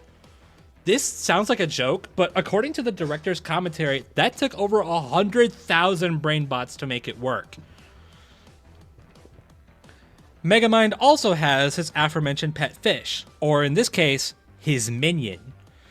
Minion is equipped with a metal gorilla body, and can use a lot of the same weapons and gear as Megamind, particularly the aforementioned disguise generator, as well as the Forget Me Stick, a baseball bat that causes a concussion so severe it causes memory loss. Because that's how that works. When he's at their evil lair, Minion is also able to scan the entire battlefield and alert Megamind of all potential threats and vulnerabilities. His skills with the computer are so good, he's even gotten information on a guy who was such a nobody. He had no record whatsoever. With all this tech and much more, Megamind had the potential to be a good villain. Unfortunately, none of his stuff could prove capable enough to take down Metro Man. Except for one, a satellite laser called the Death Ray. By concentrating the full power of the sun, the Death Ray can fire a beam of light at up to 900 million volts. It's so powerful, it's described as being able to burn a whole planet. That might seem like a stretch, and it probably is, but at a lower power output, it once oh my god, I'm reading this completely wrong. It once redirected a 10-mile wide comet. Given this was a lower power output, it's possible to argue the previous statement. And it was this power that actually killed Metro Man. That's right, he won. He captured the girl, Roxanne Ritchie, killed Metro Man, and now Metro City was his playground. So why did he feel so melancholy? He won, but now he doesn't have a hero to fight. No one to attempt to stop him from being a villain. But then he reached an epiphany. If he couldn't have a superhero to fight, he'd make his own. And so used a sample of Metro Man's DNA and tried to find a suitable host to infuse it with. During this time, Megamind was disguising himself as a normal human named Bernard to go on a date with Roxanne. Megamind's time as Bernard and his dates with Roxanne gave him a new perspective in life. He now had someone who cared for him. He had the taste of the human life, and he was loving it. But it wouldn't last. Megamind found his hero, who wound up with the name Titan. But he ended up being the single worst option possible, only in it to win Roxanne's heart. Speaking of, Roxanne eventually learned the truth about Bernard, and Megamind was reduced to once again caring only about being a villain, and now having a hero to fight. But after Titan learned what Megamind did, he revealed his true colors, and wanted Megamind's head on a platter. Megamind was forced to retreat, and find a new way to defeat Titan, only to discover that his rival Metro Man was alive all along, and faked his death so he could retire from the game. Yeah, the game. This truth crushed Megamind, and made him realize just how pointless his whole life really was. But eventually, after seeing Roxanne in trouble, Megamind made up his mind. I didn't even intend for that, but okay. Taking down Titan, saving Roxanne, and proving himself the new defender of Metro City. Since then, Megamind's done everything from selling all his evil tech until he got them all back, renamed Minion into Old Chum for legal reasons, as in, yes, that is actually the reason why.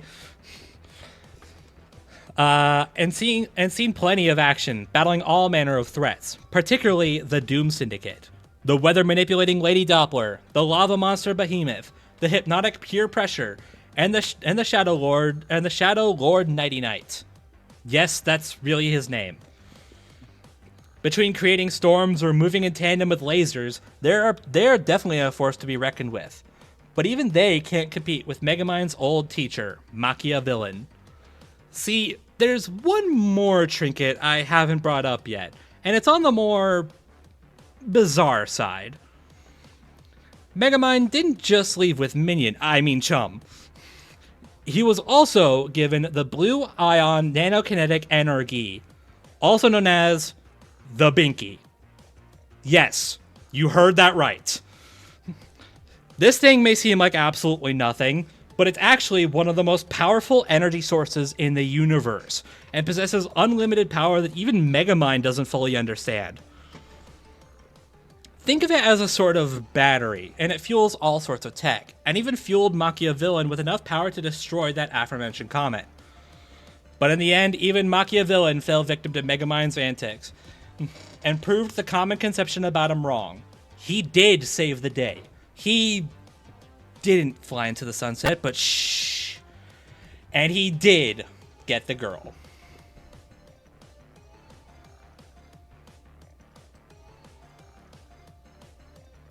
That it? That's it, yeah. All right, cool. Very nicely done. All right. So let's. All right. So any. So real quick, unimportant question. Yeah, the Binky. I was gonna say, I was like, wow. Go on. Yeah, no, that thing is bullshit. And actually, probably given the fact that even Megamind himself said it's the most powerful energy source in the universe, that probably means it upscales basically all of his tech, including the Death Ray. Oh no.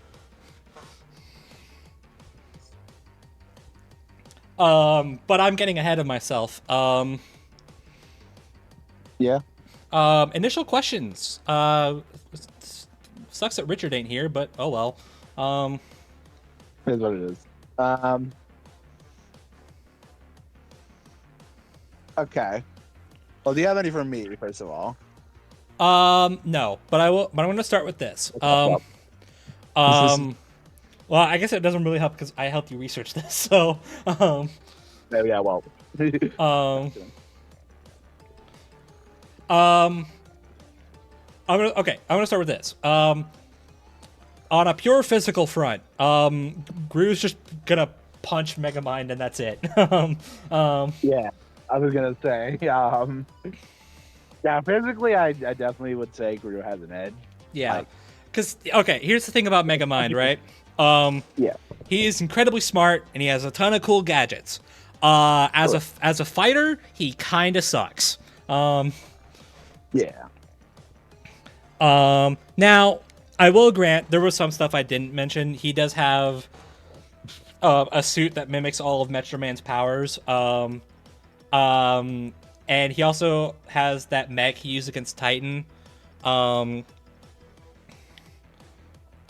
Why I didn't mention them in the opening statement? Good question. Anyway, I couldn't fit them in. That's the honest answer, really. So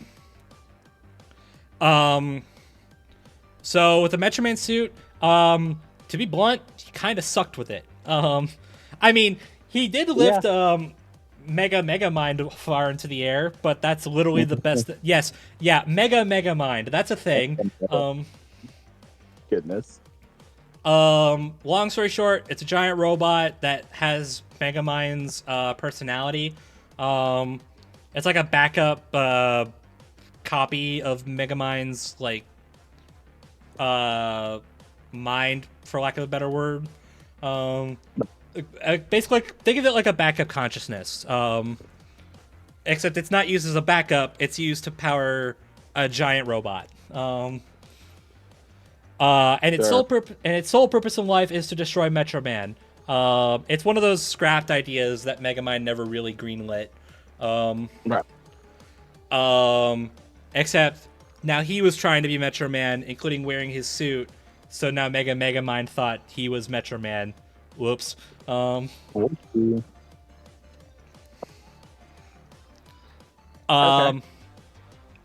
And okay, I will say there is an episode of Megamind Rules where Megamind does get Metro Man's powers again, and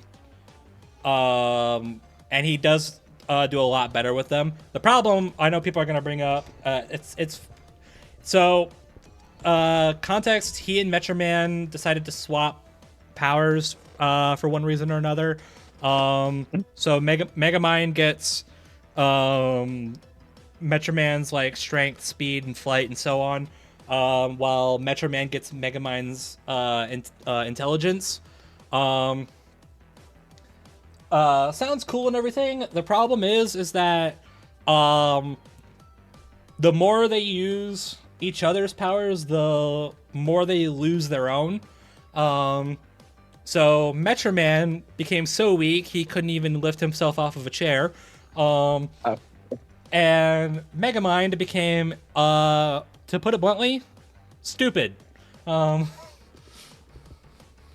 Like canonically stupid.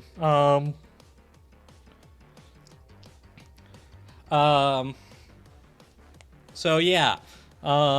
So it sucked. We're not gonna talk about it.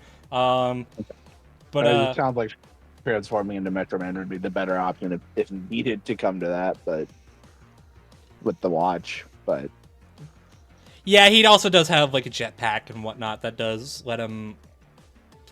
Like he did mimic Metro Man at one point with the watch. Yeah.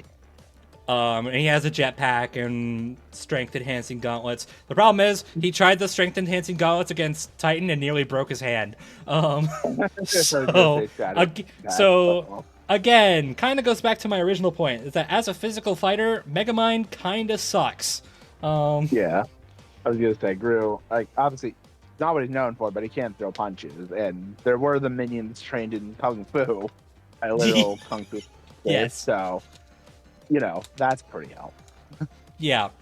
But being real, that was never what this fight was gonna boil down to. I was gonna say, I don't think anyone's walking into this fight like, yeah, they're gonna out punch each other. Yeah, no. And even if it did come to that, I think the Titan mech, it's a mech powered by the Black Mamba suit. Right. I think that and maybe the Metro Man suit. Since I guess now he does have a better handle on how to use Metro Man's powers, so if he tried the Metro Man suit again, I think it'd work out a lot better than it did before. But I imagine those would probably tip the scales back in his favor, but again, I don't think that's what it was ever going to come down to. And then when it comes to the mech, Gru does have the Shrink Ray. I was gonna say the Shrink Ray, which is freaking busted. I'm just gonna say that right off the bat. Yeah, because I did not remember the shrinkage being that fast. Yeah. Because it takes less than 5 seconds to shrink someone. Yeah, it took it was almost instant when he shrunk that minion. Exactly. It took at most probably 30 seconds to shrink his ship, which is about how big the Black Mamba suit is. Yeah. And then it took less than a minute to shrink the goddamn moon. So yeah. Turns out Shrink Ray is definitely going to be a bit useful in this fight, to say the least. Honestly, Yeah. I think it you could shrink a good amount of brain bots in a couple seconds, which that would be bad. That would be bad, yeah. I will say Megamind does have shrink tech as well. He has shrink bombs. He never actually uses them. They kind of sit around in his lair. But at the very least, he does still have them, so like that is something. And they don't have the same like. I mean, granted, the shrink rate's drawback is never going to be a problem here because it took the moon hours to regrow. But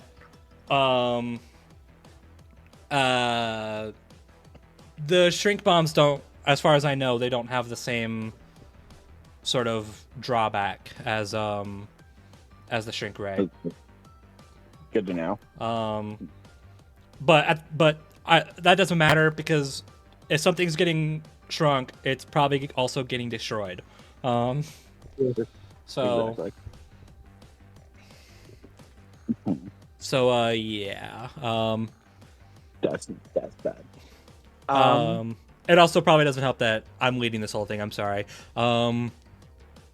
probably doesn't help that Gru actually uses the shrink ray. Megamind does not. Yeah, we actually see him use it, and he still has it after Despicable Me 1. Yeah. Yeah, I remember watching Despicable Me 1 a while back, and I was always under the impression that he just kind of ditched the shrink ray, but I was watching it for the original G1 blog a few years ago and saw that it was still stowed away in on his ship. So I was like, oh, he actually kept that. Okay. Yep. All right. Trying to think. Okay, question. About the death, or the satellite death ray. Mm-hmm. Can that be targeted? Yes. I don't. Okay. Okay. I'm guessing what you're asking is, can it target others? Because I know it was bent on the observatory in Megamind 1, but I don't know. Yeah. Yeah. Yeah. And the Button of Doom kind of backs that up. It's not outright said, but they did lead Megamind to that same observatory, and then that's how they beat him, is they led him to the observatory and then fired the death ray on it. Yeah, so it does kind of give off that impression, but it is able to be locked onto a different target in Megamind rules. Okay, that's good to know. It was actually a whole point that he was going to redirect it into, because Machiavellian had taken over his brain bots. So Megamind's solution was to target a radio tower that the brain bots are all connected to and destroy it. Instead, what ended up happening was Machiavellian took over the satellite too and redirected it and targeted a 10-mile wide asteroid. Joy. And sent that thing plummeting towards Metro City. Oh, fun. I bet Megamind was thrilled about that. And Yeah, what makes it worse is that he did that to frame Megamind, because he would later show up with the Binky and destroy the comet. So it made it look like he was the hero. Oh, okay. Oh, I see. Yeah, it was actually, like, all intents and purposes, actually kind of a well laid out plan. Like, he took over the brain bots, had them wreak havoc, and then had Megamind's satellite laser, which they don't call the Death Ray anymore, because I guess he's the good guy now. Sure. Fired it at the comet, set the comet down like a meteor, and then he would go in and stop the meteor. Yeah, okay. They're not a bad plan. Yeah. So it made him look like the hero, and that Megamind had gone back to his villainous ways. And unsurprisingly, well, maybe I don't know if this is a huge surprise or not, it worked without a hitch. So. Okay. Because of course it did. Yeah. Okay, Richard asked some questions. He's not here, but we got some questions out of him anyway. All right. Your question first, because screw it, I can. What does Gru have that can counter the D gun? I mean, just being faster. I mean, well, Okay. Let's not. I mean, think. Okay, I'm guessing. Okay, probably should ask, but I was gonna say, I'm. If it's just the dehydration gun, I mean, with how many minions there are, I'm sure they can like formulate a plan to like splash one of them with water or like I don't know, spit on them. That would probably count, right? That's I mean, yeah, hydration. probably, but I guess my question is, how would the minions know to do that? Because I obviously we know what it does, and everybody around Megamind knows what it does. They've been with him for years. But I don't know. I feel like the minions who have never seen this before are gonna see each other turn into cubes and think, "Oh shit!" That's true. I mean, I guess I'm not sure. There's. I mean, I know they have like. Oh wait, no. There's the thing that can, the one metal gun that can mess with technology that could just probably deactivate it. And again, Maybe. probably, I could probably see it just on accident. Like again, like Oh, if they figure it out, it's 100% on accident. yeah, yeah. Like I know they have like liquid shooting tech. Like I know all of them do. But again, the question is, how are they like? Yeah, they can counter it, but how would they know to do that? Yeah, actually, yeah, it would probably be on accident. 'Cause actually, the jelly gun wouldn't count as a liquid, would it? Probably actually. I mean, the only time, I mean,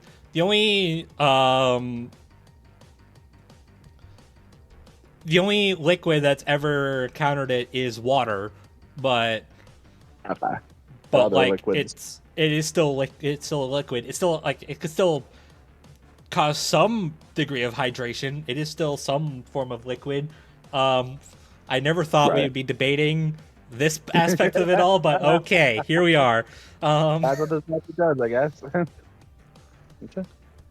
I do agree the magnet gun would be really really? helpful, but I think this actually leads into Okay, another question of Richard's, so I'll save it. I did remember they have a shampoo gun. I didn't bring the I didn't. I'll fair enough. I didn't bring up everything in my opening statement, but Yeah, sure. just 'cause I'm sorry, a there's- shampoo gun? yes, it's like I don't know. It shoots shampoo and water, so maybe that would probably do the job. Yeah, they used it was in a Saturday morning minion short used to clean the dog or Okay. whatever Kyle. Okay. Yeah, whatever Kyle is. We still don't know. Where's the origin story elimination? Anyway, so I mean, it uses a combination of soap and water, so that would probably. Okay, yeah. No, that would 100% do the trick. Yeah. But again, I would just question how they would know to do that. Okay, that they probably would not, unless I don't know, unless Megamind accidentally reveals it, which he's arrogant, so who knows? Yeah, but okay, I've seen that thrown around before. More specifically about the death ray. Like people are gonna be like people comment like, you know, he's gonna announce that he's using the death ray, and I'm just sitting here like, he only really did that once, and that's when he thought that it was gonna fire immediately after he announced it. So I don't know. I don't think like. I mean, not that Gru is necessarily the Gru's also got a habit of announcing what weapons he uses, but he has gotten better with that. I will say that, but Megamind has too. So he also doesn't announce what he's doing with the D gun. So Yeah. Actually, I'm trying to think of like the other settings of the D gun you mentioned because I feel like okay, I didn't mention everything. Most of it doesn't have. There's actually a few settings that don't have descriptions or are never used. So, but I mentioned there's destroy, which is just a laser pistol. There's nothing really special about that. Decelerate slows people down. okay, I don't. Deep freeze, so he has his own freeze ray. Okay. And he actually, it's never used in like the movies or shows. So there's a setting called Deep Freeze. I see it in rules, but it's either rules or when he's about to use it on Bernard. Anyway, but so I see Deep Freeze on there, so I'm like, okay, but he never uses it, so I mean, it's Deep Freeze. We know what that means. But again, he just never uses it. But he used it in one of the comics. And he makes like this giant ice block that closes off a gap between broken train rails. So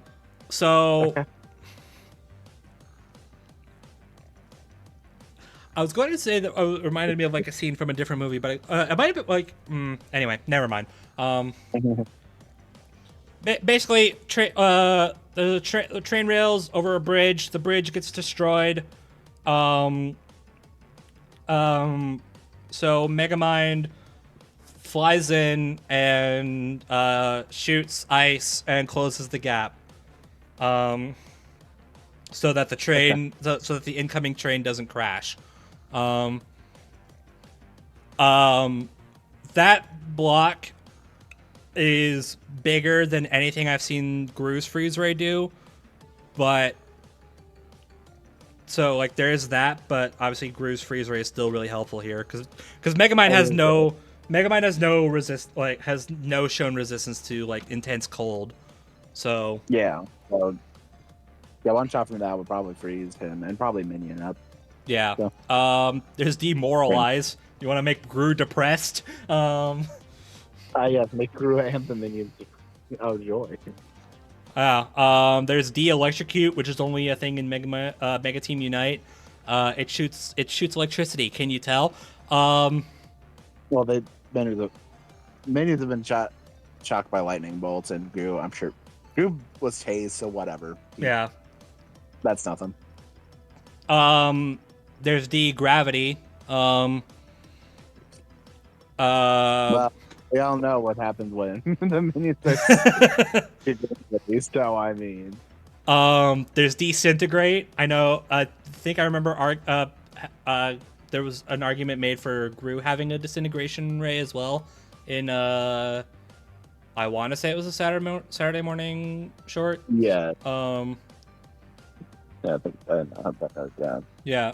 A lot of what I'm about to bring up, I remember debating on the G1 blog. So, I heard disintegration ray for Gru and thought they were talking about the giant ass fireball he shoots in the carnival, and I'm like, that's. I mean, like, and I'm just sitting here like, I mean, that thing's powerful, but all that really disintegrates is the piece of cardboard. Like Megamind could probably just survive that, but okay. And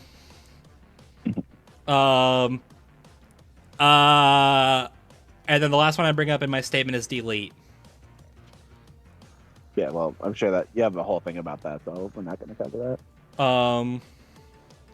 I do want to go back to it though. Yeah. Because A, it was a big talking point during this wait, and B, I actually have a new perspective than the last time we talked about it. Okay. Well, either way, I don't think Gru or the minions have anything around that, but we'll have that discussion later. So, all right, you answer here. So, yeah. So, I guess I'll ask you in Richard's place. So, can Megamind's weapons compete with Gru? Yes, actually. Well, at least I believe so. And this is actually something I thought was kind of interesting in the last few days, is that a lot of Gru's one-shot tech, like Freeze Ray, Shrink Ray, Disintegration Ray, so on and so forth, it's all stuff Megamind has too. Well, maybe not all of it. Like, I don't. The fart gun is something else. I really wish I was joking about that thing being useful here, but anyway. But like, Freeze Ray, Megamind has that too. Shrink Ray, Megamind has Shrink Bombs. Disintegration Ray, Megamind has that too. It's like, I mean, Magnet Gun is something else. It only really appears in the one video game. I'm not 100% sure how much faith I want to put in Gru just pulling that out of. I mean, I guess Gru has never had to deal with this giant ass army of robots, so so maybe, I don't know, he'll see that and think, oh, this thing I have would actually be kind of helpful here. But okay, before I get too far ahead, I want to answer Richard's question. I think the Death Ray is the most powerful item on the field. That's fair. I think one shot of that, considering its power and its area of effect. How big is the again? Sorry. I actually forgot. It destroys Megamind, so it's okay. pretty big. It is said at like, I don't know if this is Megamind is pretty, like, the franchise is pretty vague about the Death Ray's like overall power settings. Like on the one hand, it only destroyed a whole observatory, but then it destroyed a robot that was much bigger than that. And then one of the books says that it has that it can like burn a whole planet. Bruh. And then in rules it knocks away an asteroid that's like 10 miles away, that's like 10 miles long. The burning planet thing is super interesting to me. Yeah, that seems a bit questionable. I mean, it comes from like a junior novel, so it's like, I don't like, and it's one statement. So like, if it was that alone, I'd be like, okay, that's debatable as all hell. But at the same time, but then at a lower setting, it again knocks away an asteroid, and I'm like, is that actually a thing? And then like and then like you got the Binky as well. I can't believe that little thing is actually like super busted. Yeah, it is. Like I saw him get that thing in the beginning of the original movie and thought nothing of it. Like apparently it was used to power the original prototype of the D gun, as well as that electro helmet at the beginning of the movie. And I just completely missed that until it was brought to my attention on the blog. I was like, oh, okay.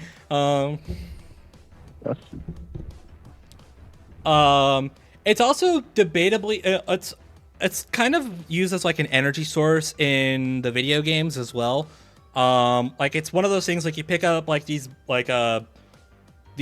small little blue balls of energy, and you use them to power to like you basically, they're like currency. You upgrade, and you can upgrade your weapons off of them. But it's like, so this, and I think it is said that it is from the Binky. So it's like, so this thing can power Megamind's D gun. Maybe, or like, I mean, obviously I'm not thinking like, oh, let's just go all the way up into space and plug it into the Death Ray. Like that's never gonna happen. But he could probably plug that thing into whatever. Actually, there's a scene in Rules during the comment thing where Megamind tries to plug his D gun into the invisible car. Apparently that car's engine is like kind of crazy. So he plugs it in, switches it to destroy, and shoots the asteroid, and the explosion like blots it out. It doesn't destroy it, but the resulting explosion is still pretty huge. So it's like, if he can do all that, can he not just do the same and just be like, okay, I have this little thing that's like the most powerful energy source in the universe. Just plug it into my D gun real quick, and now disintegrate, destroy, delete. It's now like amped up now. But anyway, Death Ray. Its feat of knocking the comet down. On the blog, it got like 9 teratons of TNT, which is like country level. Okay. So one shot of that, and since given its power, its speed, it is described by multiple sources to be a beam of light, which makes sense since it uses the sun's energy, but whatever. So yeah, power, speed, area of effect. It is field wiping. It could probably take out Gru and the minions. Maybe not all in one shot. Okay. Yeah, maybe not all in one shot, unless like you really want to take the burning planet thing into like as literal as possible. But at the same time, Megamind would never do that, so whatever. I'm gonna say that doesn't sound like you would nuke the fucking planet. That seems unfair. Yeah, Megamind would never do that. So like at the very least, if you want to take that literally, that is like it at its max output, and Megamind's not doing that. So, in fact, I think he. I remember seeing somewhere. I don't remember where, but I remember seeing like he will still use the Death Ray or the satellite laser, whatever it's called now, but keeps it at the lower output, so that it doesn't, destroy everything. I guess. I don't know. I don't know the exact reason, but that's just what I've heard. Okay.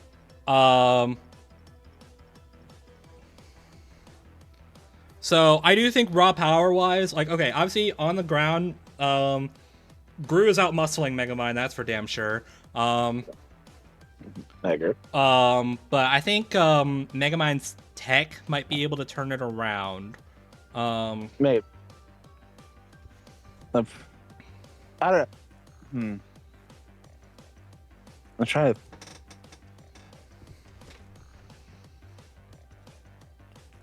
Well, I feel like, okay. I'm trying to think, because if the satellite laser's in at least that's in space. Mm-hmm. The laser minion could probably destroy it if its laser goes to the planet. Although that would have to be a very lucky shot, because again, he doesn't know it's exactly. There, but still, with how reckless he is with the laser eye, that could not the worst thing.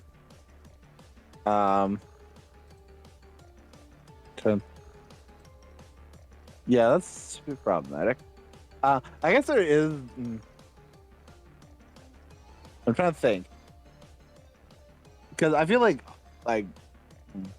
Gru might have a lot of ways to transmutate Megamind in his army that could probably help.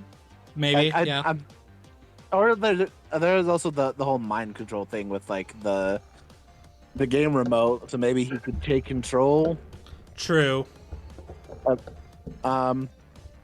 Although problem is it's unclear if it's can control multiple things, because in the short it's just only controls the one minion because they're the ones playing it. I mean, if it controls, if he can set it on Megamind, then at that point it's over. True, I guess he's the one who can control. I guess maybe Chum or Minion. I don't know what I'm calling him. You could maybe snap him out of it, but I don't know. Oh, true, yeah. Yeah, and I guess I did see that it's like a video game controller, yeah. Yeah, controller, yeah. Yeah, I wonder if Minion. I'm not calling him Chum. Sorry. Um, Okay. I wonder if he'll like see that, realize what, like, okay, that's what's controlling my boss. I need to take it out. Um, I guess that is kind of leads into the thing. I think we can both agree, and probably most of the audience can agree. Yeah, Minion is better than the Minions. okay. On that one, actually, Okay, on a competence level. Let's sure, say.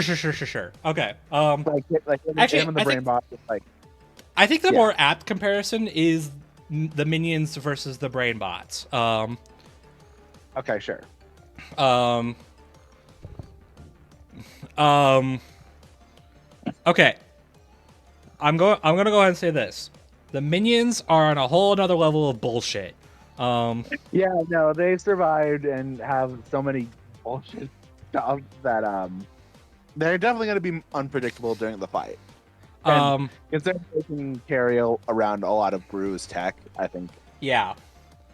I think That's a gonna lot have of I think a lot of this is the minions are definitely more okay. The brain bots are more I would say they're more generally handy. Like they respond better to Megamind's commands. They're generally more coordinated. I know the minions can like really lock in when the situation calls for it. Yeah. I don't want to If they- downplay how helpful the minions are. if they see Gru's in danger, they would probably like block in, like Yeah. help him. Um, um, so yeah, um, generally more handy, more coordinated. That's nice and all. The minions are just physically like okay. Here's the thing about the brain bots: they're handy. They can be taken out by a simple stack of dynamite. Yeah, I was Um, gonna say, what how like durable the little the durable little fuckers are. Yeah. the minions are like taking them all down is not gonna be the easiest. And when most of them can just smash the brain bots with ease, I think that's gonna be good. yeah. And use like shrink rage on them or whatever. Mhm. Here's my thing. This might like I don't know if this is like maybe this is maybe this is me being a contrarian. But I think it's important to remember just how many of both there are. Like there was I remember seeing a like a Facebook post that people bring up when it comes to how many minions there are. And the number was I think it was 10,400, which is Oh dear, a lot. that is a lot. But there are over 100,000 brain bots. That's over 10 times more brain bots on the field than minions. And like, yes, they are much weaker. I think if the brain bots tried to beat the minions in like a physical army battle, aka Bowser versus Eggman, they would get absolutely destroyed. My thing is that each of them okay, remember that they're more coordinated, but they also each have those porta prisons. Right. And those things can hold a not an insane amount of people, but a good handful.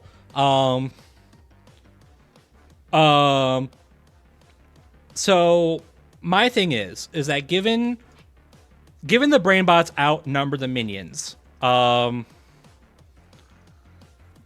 each one can trap a minion in a porta prison, and there would still be brain bots to spare. Like even if they each trap just one, and they're probably going to trap more than that.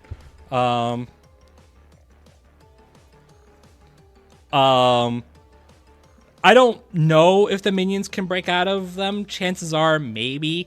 Again, there are some bullshit, so I wouldn't be surprised. I've never seen them be broken out of. There was one instance in Doom Syndicate where one traps, well, the Doom Syndicate, but then it malfunctions. But that's because the brain bot was malfunctioning. But any other time, whatever they trap in there is stuck in there. The thing is that I don't remember. I should have checked before this. I'm kind of kicking myself now. Thinking about it, as that I don't recall any instance of anybody trying to break out of them. I think they just all like. I don't remember if there was that or if they just thought, well, I'm trapped here. God damn it. Okay.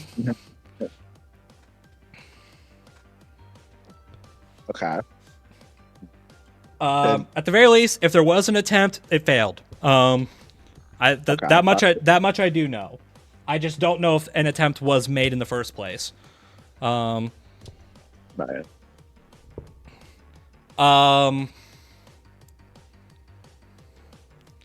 Okay. I'm trying to make it. I think you could kind of imply where I'm leaning right now, but I'm gonna try to. I'm trying to be as fair as I can here. Okay. I do want to go back to another argument about the D gun, but I did remember. Yeah, what's up? Gru just takes it, and okay. Remember how I said the fart in the fart? Oh, true. The fart gun has a setting in one of the shorts where it can trade up. Yeah, put whatever's in the shooter's hand in your hand. You get it. Yes. So if he's able to use that, I think that could be. Yeah, true. Granted, you probably wouldn't know how to use. Wouldn't know how to use it at first, but I mean, it's pretty self-explanatory. So, and then that would just be not good for Megamind. No, that would be bad. No, because the thing is that the D gun holds a lot of Megamind's key win cons here. I'm trying to remember if he's. I guess the Death Ray is still a win con, but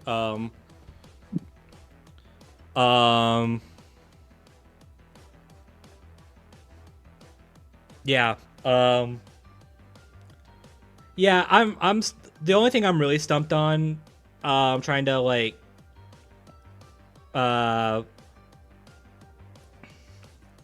try to paint a picture for either of them to win. The main thing I'm stumped on is the Death Ray. Because with how powerful that thing is, and with how far away from the battlefield it is, like, I don't think anybody on Gru's side is gonna really know about it until it's fired at them, and that by that point, I don't know if they can avoid it, and then I don't know if they can survive it. Let me take that back. I absolutely don't think they can survive it. I was gonna say, like, the best chance I can think of is one of the Mega Minions, which even that I don't even know, because the best thing we see them survive is the Thing Minion, who survives like a bomb that was gonna blow up the city. Which again, that the Death Ray turned to be a little more potent than that. Yeah. I guess there was the Conehead minion, because I know in the credits of Despicable Me 4, he did survive a shot from the laser minion that shot through the planet. So True. But then again, that's like, if he's the only one left standing, I don't think it's the best case scenario. No, and I also am not sure if that I don't remember seeing calcs for it, so maybe I shouldn't speak too confidently about it. But I don't think that gets as high as you might think. Probably not. It shoots through the whole planet. That's some bullshit. But I guess I think a lot of people saw that and thought planet level minions, huh? But it's not that. I'll say that much. Fair enough. Real quick, intermission, should we? I don't know if I'm gonna play the thing. Should we answer Richard's questions like live to him, or Sure. Or for those watching, Richard texted us some questions since he's not here. I wonder if we should send him a summary. Because he already cast his vote. I'll say that. I'm not gonna say for who just yet. But yeah, I'll say that for when we do it. Yeah, I'd say text it out. Then Okay. Okay, then I should probably be taking some notes. We'll worry about the rest. I think I got the gist of it anyway. yeah.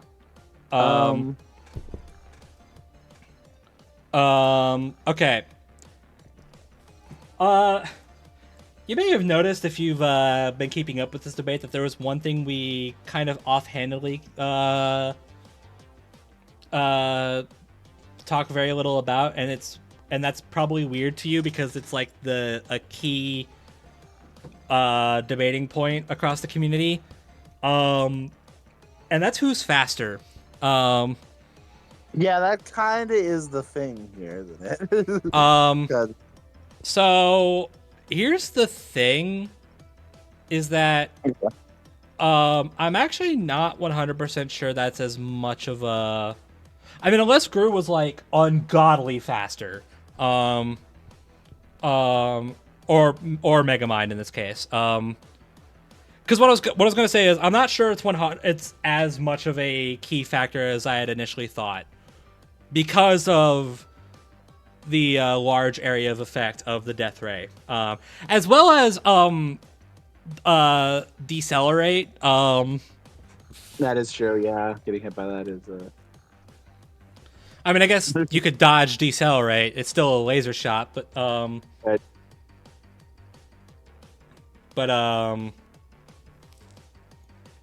I guess there's a lot of factors we don't know. Is that story of our lives? But anyway, and it's also kind of a fun little thing about this very matchup. Actually, there's a lot going on here. We don't know who's faster. We don't know by how much. Because the thing is, we don't know who's faster because both have laser dodging feats. I was gonna say, yeah, both have dodge lasers pretty well. So Yeah. I don't know. There is I guess I kind of alluded to it earlier, so I'll say this. There is a weird feat from a Megamind Flash game, where you remember the beginning of the movie when the two pods are racing towards Earth. Well, apparently in the Flash game you can control Megamind's pod to dodge asteroids while still moving that fast. Right. Here's the thing, is that I don't know how much faith I want to put into that. I didn't research that. I have no idea what that's all about. I didn't know Flash games for Megamind existed until like a couple weeks ago. Yeah. And by then I had already finished what I thought was all of the research I needed. I mean, even if you wanted to say that was true, I mean, Gru has a similar feat of dodging asteroids, and even then, the laser feats would probably be faster, right? The Flash game feat was the fastest feat for Megamind we were debating on the blog. Oh. The question comes in twofold. One, do we want to take it literally because it's a goddamn Flash game? But also, there might be some weird contradictions between it and the movie, which, Flash game, duh. But like Megamind and Metroman call themselves out by name, even though they don't have their names yet. I mean, at the same time, I don't. There was some other weird arguments for and against it that I don't remember. I'm gonna go ahead and say I'm not gonna take it into account here. because I just don't know if I trust it. Um, um,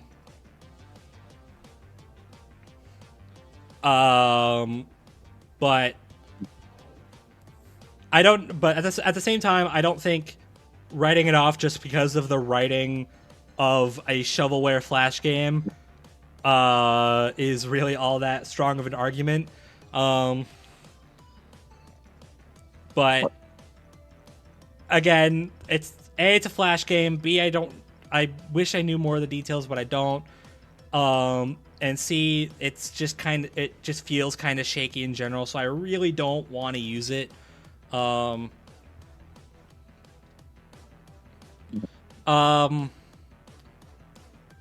I'll say this. Both. So I will say the blog had 2 verdicts. I'm assuming. Have you read it by any chance? I don't think I finished it, but I do know some of the things in it. Okay. But So it did have 2 verdicts. We had 2 sides of the argument. I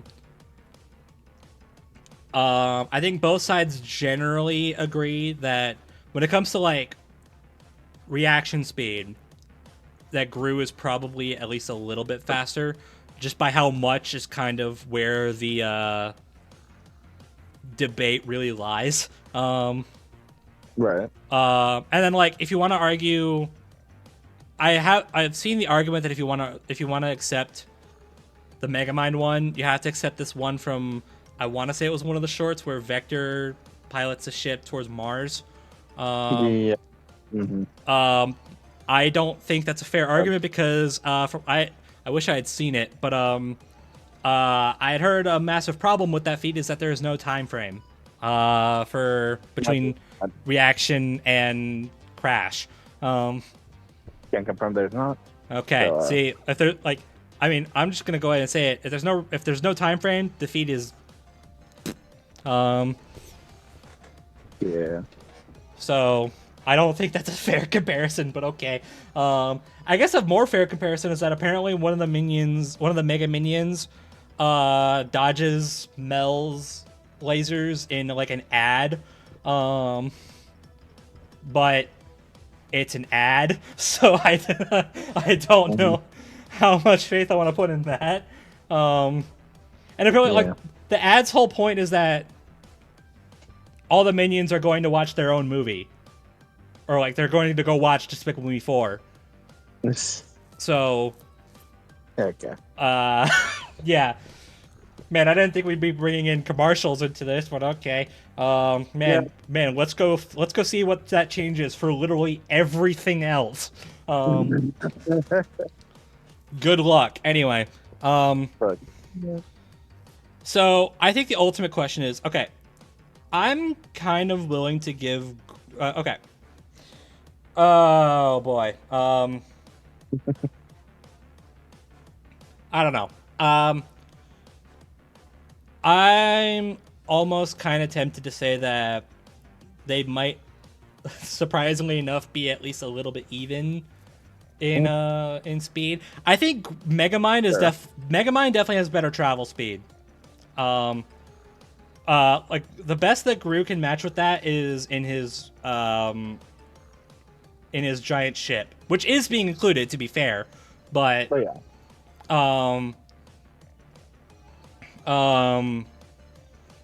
Megamind has his own ship. The Brainbots match Titan's speed for a little while.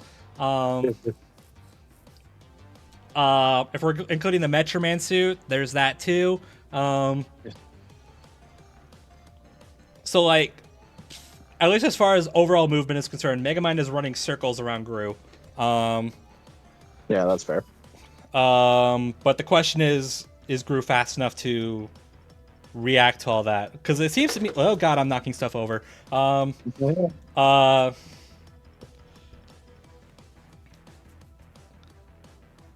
don't know. That's ultimately kind of the thing here, isn't it? I don't really know. Yeah, it makes sense. I'm trying to remember what was like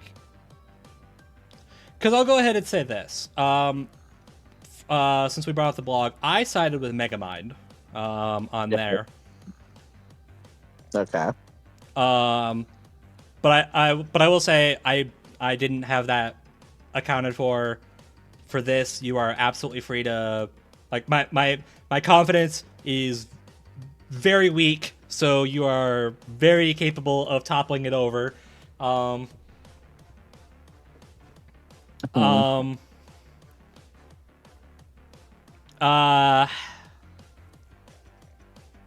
trying to remember what was like the ultimate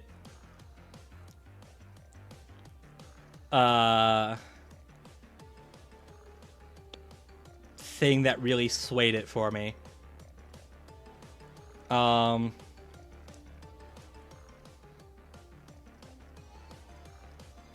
think it was okay.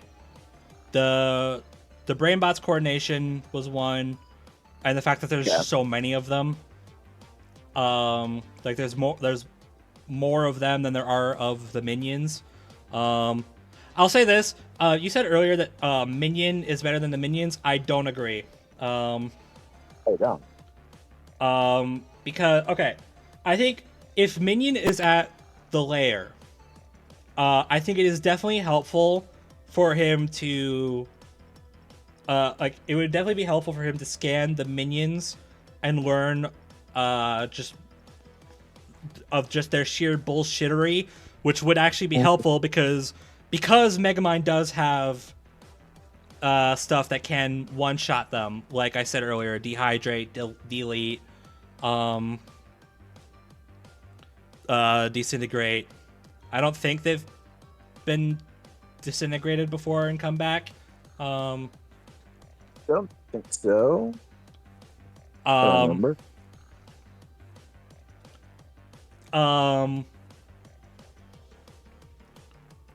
And I think what ultimately did it for me was, I think that the big thing is that a lot of Gru's stuff that is like one-shot worthy is something that he doesn't use right away. Like the freeze ray is one thing, that's good. Then after that, okay, I guess that is a good question. Assume freeze ray doesn't work. What is his secondary option? Like what would you say? Like, okay, well, assume hypothetically speaking, right? He shoots freeze ray don't work. He's like, oh shit, freeze ray didn't work. All right, let's put this away. What is he pulling out next? Probably the fire gun, honestly. Okay. If that's something. That's still really good though. That's okay. Yeah, that I feel like good knock. Well, not kill him, but like be No. But it would take out Mega or. Well, I was gonna say Minion, but he also has a glass dome around him. True.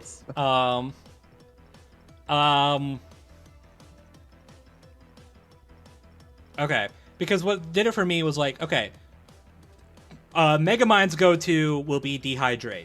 And if that doesn't work, he's probably going to go to either destroy or disintegrate. It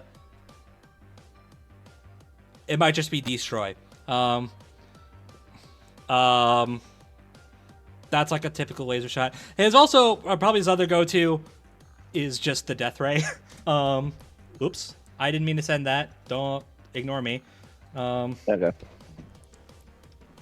Yeah, one of his go-tos is just the death ray, which is the most powerful thing here. Boy. So Richard's last question is who will be the first to get the kill?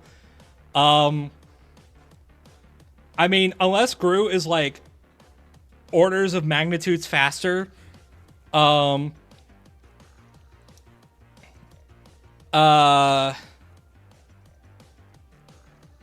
I don't know. It might be Megamind. Yeah, I'd like just that death ray just sounds bullshit. And if he's like, I don't think there's like obviously Freeze Gray is like his first.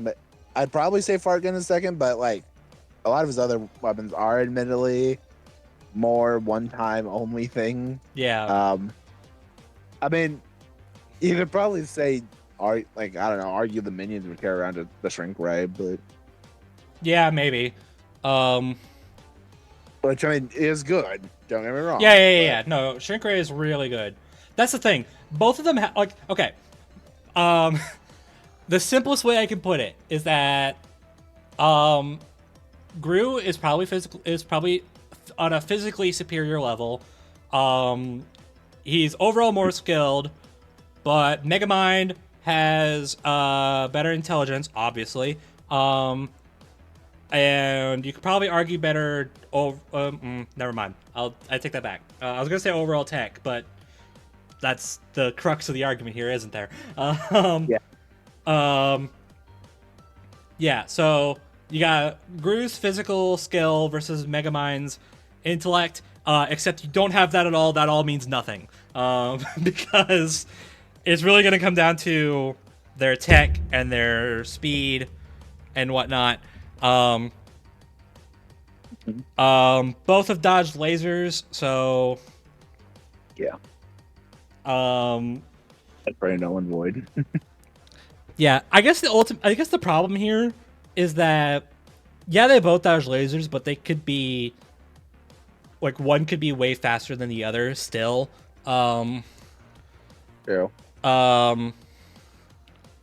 I don't remember any of the. I know the Mega Minion Mel feat. It wasn't even Mel. It was I think it was the Conehead minion. That one dodged Mel's lasers. I think that got to like 70% light speed, but again, that's from an ad, so I feel kind of questionable about using it. That's fair.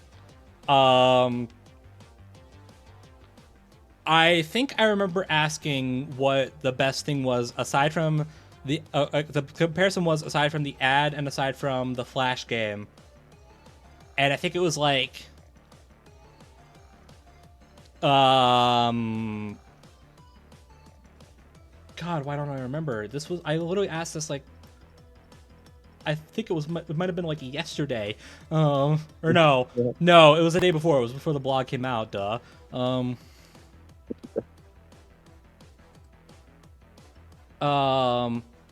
Because we ran into another problem in that Megamind has feats from both Doom Syndicate and one of the video games that I don't remember, where he like moves in tandem with electricity running through wires. And if you remember the Cole feat, they mentioned the same thing. It reroutes at like just under light speed. The problem that we didn't realize until just before we were uploading the blog was so the feats are still there. I feel a little uncomfortable about that, but it's not my decision.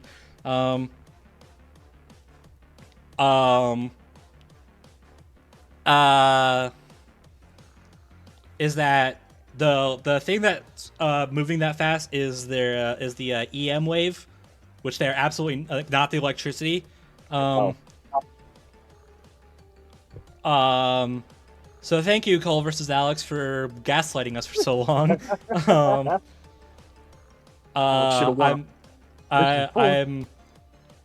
100% accusing you of that being the intention. What do you mean? I'm joking.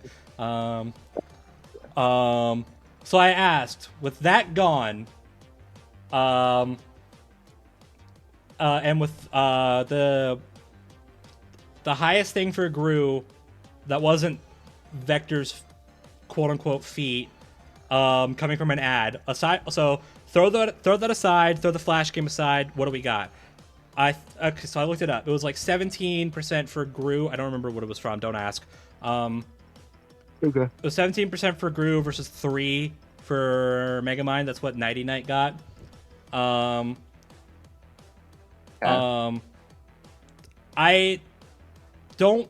mean, that's a good gap. I don't think that's super insurmountable. Like, it's good. Don't misquote me there. Okay. But with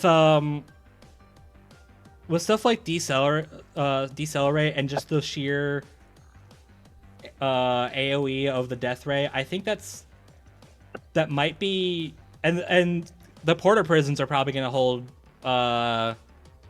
Gru or the minions in place as well. Yeah. How fast did you say the death beam got again? It was like It's light speed. Light speed. Okay. So with an area of effect that big, that's probably not going to matter. Huh.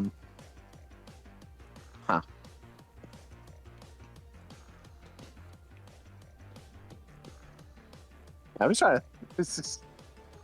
I'm honestly not sure myself. Yeah. There's okay. Let me say this. I think this can be argued as true regardless of who you go for. Is that there's a lot of factors here. Yeah. And I think it's fair to say that it is closer than anybody was expecting. For sure. So I will certainly not judge you, no matter who you go for. But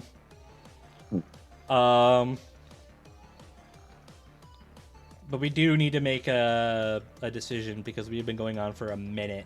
Yeah. Okay. Dumb question. Is the laser, the death ray, can it be affected by weather? I have no idea.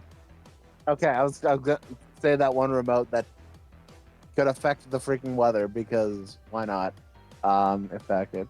Actually, wait. Okay. I feel silly because that could also be a good counter to the D gun. Anyway, dehydration. Oh, true. True. Uh, It caused rainstorms. Yeah. Yeah, it calls rainstorms, snowstorms. It calls it to be a desert because why the fuck not? Wouldn't a desert make it worse? Okay, yes, but Okay. saying Just want to make sure. Wanted to make sure I wasn't out of my mind. No, I was spouting that. Yeah, no. You're good. You're fine. I was just like, huh? Yeah. Man.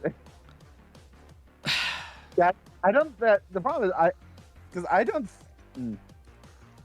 The thought in my mind is I still think Gru has a decent chance of winning. Oh, Like, sure. no matter what. And like, there's a lot of weaponry he has that would be a surefire way. And also, like, I didn't even mention the remote could turn you into ice cream, so transmutation again, Mm-hmm.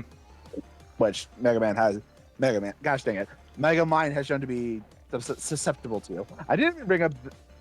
I really wanted to bring up the freaking the gun from the ride that turned you into a minion. The problem is, I think this makes it worse because then you have to kill one of the minions. Oh yeah. That would just make it worse. Man, I didn't even think about that. I thought it was like, oh, he turns you to a minion. Oh, he's gonna turn him into a member of Gru's army. No, he's still he's still Megamind. No, it just turns you into one of the minions. That's funny. That didn't even register in my brain. I was like, oh shit. Okay, I totally forgot about that. Yeah, but the problem is, it's just that death ray is a bit. I will say, I do think it might be, not that this like affects my sway one way or the other, but I do think it is probably. How should I say this? Bluntly, that's how. I think it'll be easier to argue a victory for Gru. Sure. His physical superiority, his skill, his own one-shot options, and the minions being bullshit. That's a pretty easy argument to make. I just don't know if it's the likely one. Yeah, that's the like thing. it's super easy. Like, I mean, and granted, an easy, like in a case like this, an easier argument might be the way to go. I'm not saying like it being an easier argument makes it a bad one, right?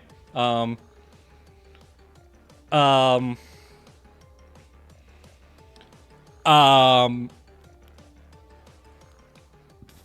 like, I feel a little weird being like, okay, let's base an entire Megamind argument. I almost said Mega Man again. Don't ask. I don't want to base an entire Megamind argument off of just the Death Ray. But at the same time, I really don't know how Gru gets rid of that. I guess the obvious option is kill Megamind before he uses it, but I was gonna say maybe like, but like that is also Megamind's like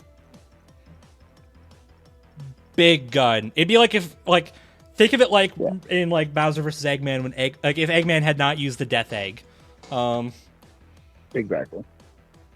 Like it's his big weapon, and it's one he's used pretty quickly. So,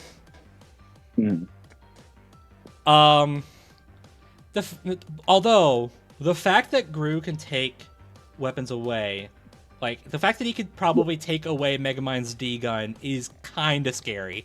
I was gonna say that, and also I also forgot that remote can also turn technology off. Like I turned the TV and the lamp off. Granted, I don't know how far it goes because it was a short, but like. But I don't know, like saying like, oh, point it at the death gun, it turns it off. Like I don't know if I would say that necessarily. I think the ultimate thing, the problem with this whole thing is that I have no idea how Gru is supposed to know about the Death Ray until it's fired, and by that point, like okay, let me say this: if Megamind fires the Death Ray, it's over.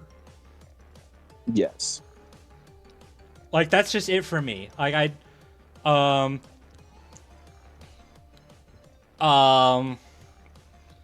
know some people like I think I remember seeing at least a few people argue like what if the minions form like a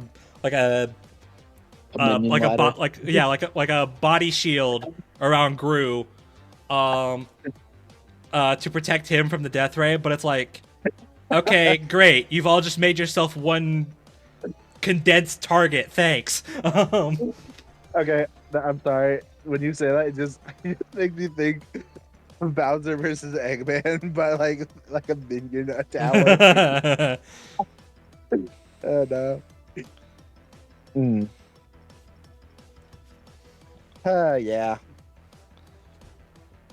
So I think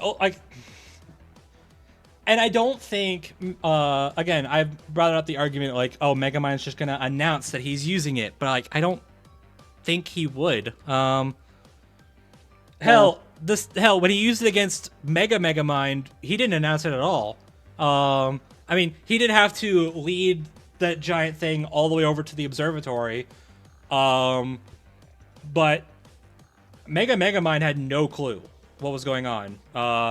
Like he saw like his ultimate thing is that he saw Metro Man, quote unquote, as a target and needed to take it out. All the while spitting mad bars like Megamind is known to do.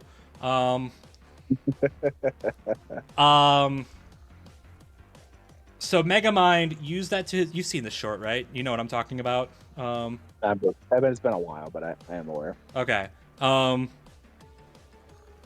basically, Megamind was just constantly running around and distracting Megamind, and then finally he told Minion.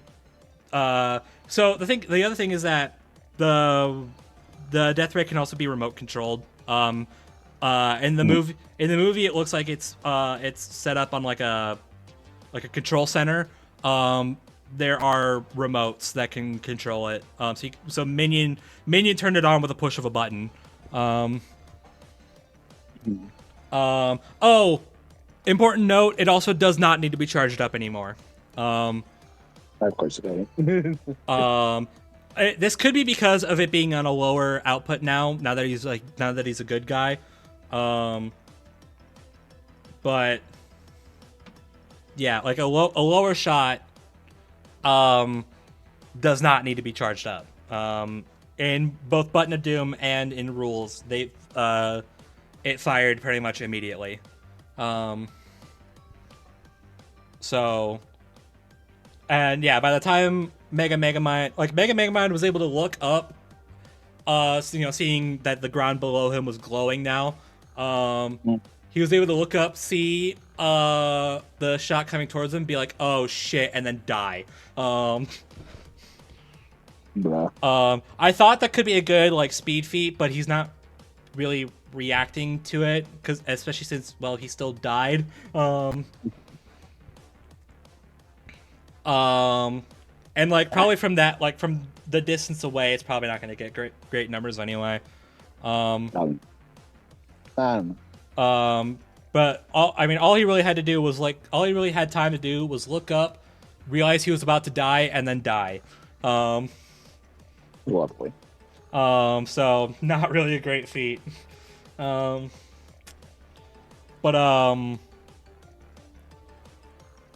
Yeah. So he had no clue that they were going for a death ray shot. The only person who ever knew about the death ray before it was fired was Metroman, but that's because he thought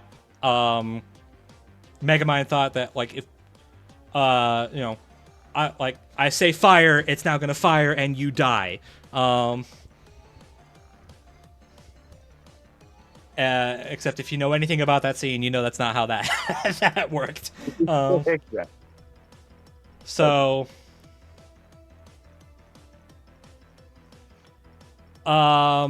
yeah. I think it's time to. Yeah, decide. no, it's past time. Yeah. So I'm okay. First of all, I'm gonna go ahead and state for the record. I don't know if his mind will change after we tell him everything we've talked about today, but if it has, I'll probably make like a little edit or something saying so. When Richard left, he said he was siding with Gru.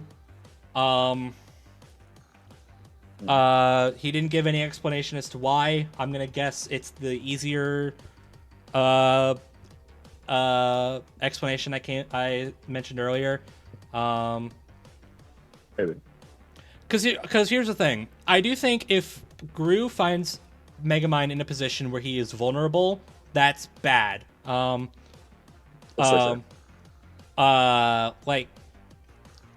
this is kind of a fight where it's like one slip up and it might be over. And Gru has okay. Both Gru and Megamind have a lot of ways to end the fight pretty much right away. They both have freeze tech. They both have shrink tech. Gru is absolutely using his first. So basically, this question boils down to, okay, one, how good of a one-shot kill is the freeze ray? And is he gonna get that off before Megamind shoots off the dehydrate setting? Because it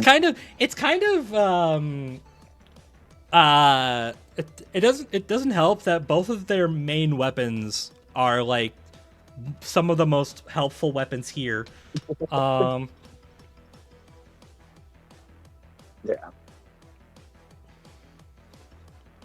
Just pretty funny that. Yeah. In a way. And then just real quick, because I know one of the big questions of this is how does Megamind kill the minions? Like I said, dehydrate, delete, trap them in porta prisons, and just I don't know, send them to space or something. Like they can survive space, yeah, but they sure ain't coming back. Like obviously, if Megamind tries to physically fight a minion, he ain't winning. Or Death Ray go burr. God, I'm tired. I'm tired and I'm losing my voice. Okay. Decision time. Oh, I'm gonna regret it because I actually kind of think Gru might win the episode, but screw it, I'm gonna go with Megamind. Um, Oh. I just, All right. I just think his stuff is more, I don't know, not reliable. Reliable is not the word. Um,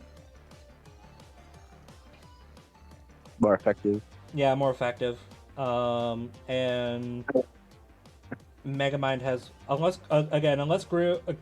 My thing is Gru needs to be a lot faster to win, Yeah. and he might be. I'm not denying that possibility. I just am not like combining both having laser dodging feats and Megamind having better travel speed. Um, I am not going to deny the possibility. I'm going to go ahead, but I'm going to go ahead and say it's unlikely. Um, and even All right. then, Megamind has ways to counter a speed advantage, both with slowing him down or area of effect.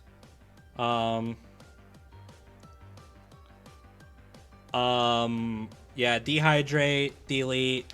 Real quick about delete. I know it's only used in a simulation, and it's when Megamind was doing evil stuff to win points in a video game, not a video game, in like a interactive game. Like I said, it's a simulation. I do believe it is a setting he actually has. Otherwise, he would never have known to have it. That he like, hey, I have this thing, but only in the simulation, I guess. Um, I commented on whether or not he would actually use it because the moment in the simulation is the only time we've ever seen him use it. But I brought that up to someone else, and they brought up a comparison to the Doctor using the DMAT gun. Mm. And I was like, oh shit, okay, yeah. Fair enough, I suppose. And like, if he realizes nothing else is working on the minions, delete will. Yeah.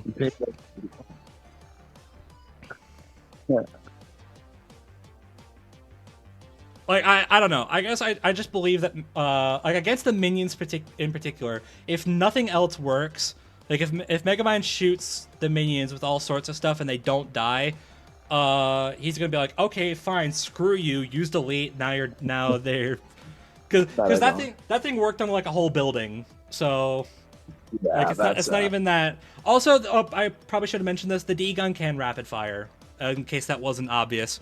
Yeah. Okay. Well, So there is that too. of course, yeah. So yeah, dehydrate, delete, decelerate for to counter a speed advantage. More coordinated, a more coordinated army. Though granted, a much weaker army. And Death Ray, as well as Megamind having intelligence on his side. Yeah. And then also, sorry. Yeah. Megamind's strategy of like, because Megamind doesn't get up close and personal basically ever, unless it's like an act of desperation. And he has like no other tricks left. His primary fighting style is playing keep away and using his gadgets, which is super helpful when his gadgets can one-shot Gru. Yeah. So, all that, again, you know what? I'm not gonna bring up potential tinfoil hat. That's not what I want to do. I'm just gonna go with Megamind and end it. Yeah. All right. Well, bro, for once, I don't think you're gonna be alone today, because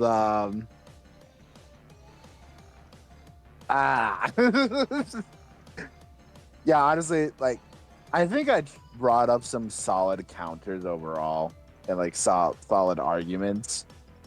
Yeah. Yeah. Either way, I think this is like, I will say either way, I think this is like a 55-45 chance. Like Yeah. I'm not against I'm not against Gru winning. I'll say that. Yeah. Yeah. Yeah, I do think a lot of Gru's weapons could, again, be very effective. Like, you know, the transmutation stuff. The fart gun could knock him out. Could knock him out. The setting that swaps weaponry in his hands. But man, that death ray. You know what I that just death thought ray of? feels so powerful that I don't know how he could counter it. But yes, what's up? You know what I just thought of, and this might actually help you. Um, you brought up transmutation stuff. Do you think that could probably counter dehydrate?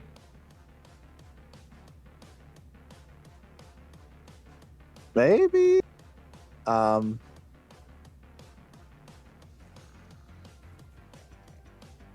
for all intents and purposes, dehydrate is basically transmutation. It turns you into an ice cube. I mean, Like if it was actual dehydration, it would look a lot more messed up. yeah, it would. I mean that. So like, I could, don't know. could transmutation based kind of undo being turned into an I'm ice not cube? sure it would, honestly. Like,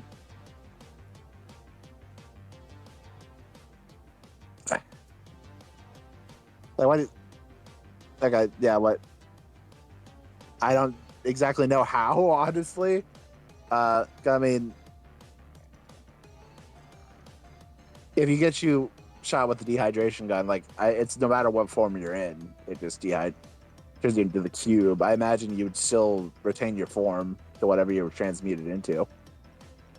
Right, but I'm saying like if he turns Gru into a ice block and then a minion comes by, with transmutation whatever, could the minion shoot Yeah. the dehydrated Gru and bring him back? Maybe. I'm not honestly sure. I mean, because he would still be dehydrated. So, That's true. but Okay. I don't know if it would fully counter it. I mean, maybe like when he turns back, he'll turn into whatever he was transmuted into. I don't know. I'm not 100% sure how that would work. But either way, I don't think it changes the fact that the D gun or the death ray is just way too powerful. And again, if he uses it, if that's like one of his top priorities, if not the dehydration gun, and again with the more competent help, I will say that the minions aren't that incompetent. I mean, they're not that. But I over exaggerate, but Yeah. No, I brought this up on the blog too. So like, this is an argument. This was a discussion to be had. yeah. I do agree though that generally, like on a more consistent basis, the brain bots are generally better, like coordinated and competent. Because like for all intents and purposes, the minions have screwed Gru over in the past. The brain bots, aside from when he was Bernard, but that's different, and you know it. Aside from that one instance, the brain bots haven't really screwed Megamind over unless they were like hacked by someone else. Correct. I mean, there's also was debating a fact when remembering the watch. I wonder if like Megamind could scan Gru and then trick the minions that they were Gru. I don't know how well that would work. That'd be a funny scene though. See, I think what would be more helpful is if Megamind tried to turn into a minion. True. Yeah, that would definitely be more helpful. And like kind of like infiltrated from the inside. Also, Minion has a disguises watch as well. So yeah, like if Minion is on the field, then then yeah. Actually, I know one comment, or some people have said that the reason they didn't show Minion in the preview is because, I don't know, He might be that maybe, Megamind. yeah, it might be Megamind, and then do the disguise tricks, and maybe he is already one of the minions in the fight. Like, that's obviously not verdict deciding, Right, but right, yeah. No, that would not be presented in a verdict. yeah, that'd be interesting. Yeah, honestly, I think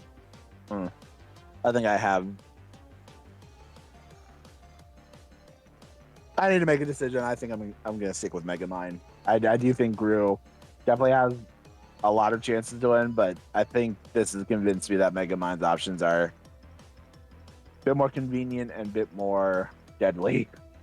So I'm sticking with it. I'm going it. Truth be told, Okay. truth be told, I'm cool with either winning. So Oh yeah, I'm 100%. Let me say this: if I'm wrong, then I'm wrong. I don't honestly care. yeah, I know this will be another case of like, wow, my repped character loses again, but I just had Metal Sonic win, so I'm kind of chilling. gonna say. And also, I play it up a lot on this. I don't know if I've ever actually said this on this like live, but like I say it in like friend chats all the time. I play it up on this podcast. I don't actually care that my repped characters lose all the time. I was gonna say, like, we're not in it to we're not in it to convince that our character wins. It just makes the debate more interesting that we know what's going on. Yeah. Really. All right. So two maybe for after this. so unless Richard changes his mind, that's 2 for Megamind, 1 for Gru. Yep.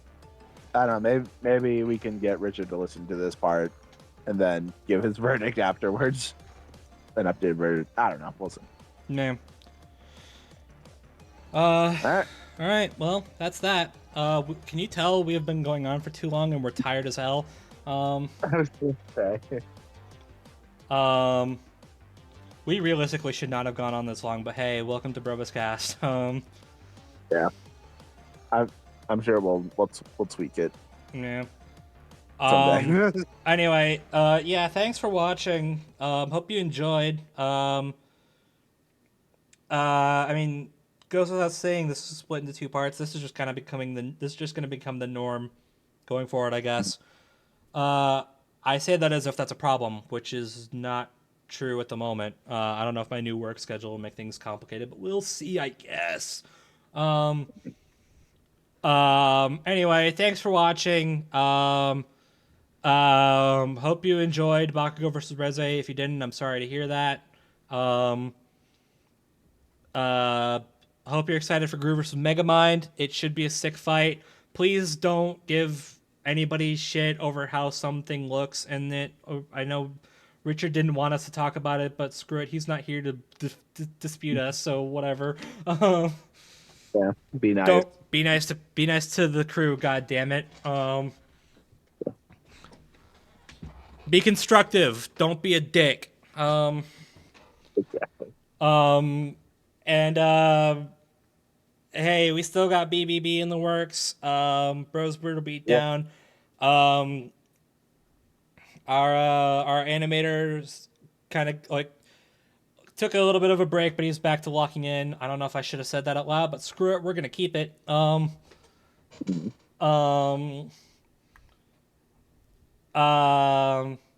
Yeah, should be fun.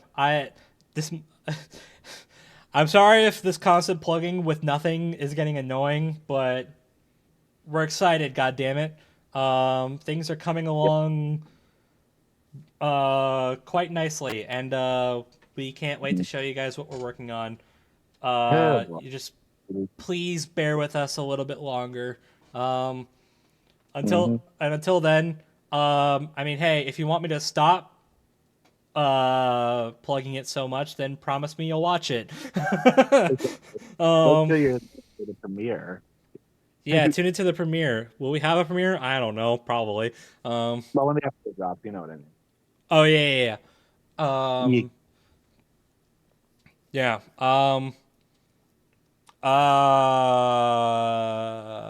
Was there something else I wanted to plug? I guess I just I did a Silver Samurai thing a while back. I plugged this last episode, but screw it. I could have sworn there was something else I wanted to plug, but I forgot it if there was. Um um oh yeah.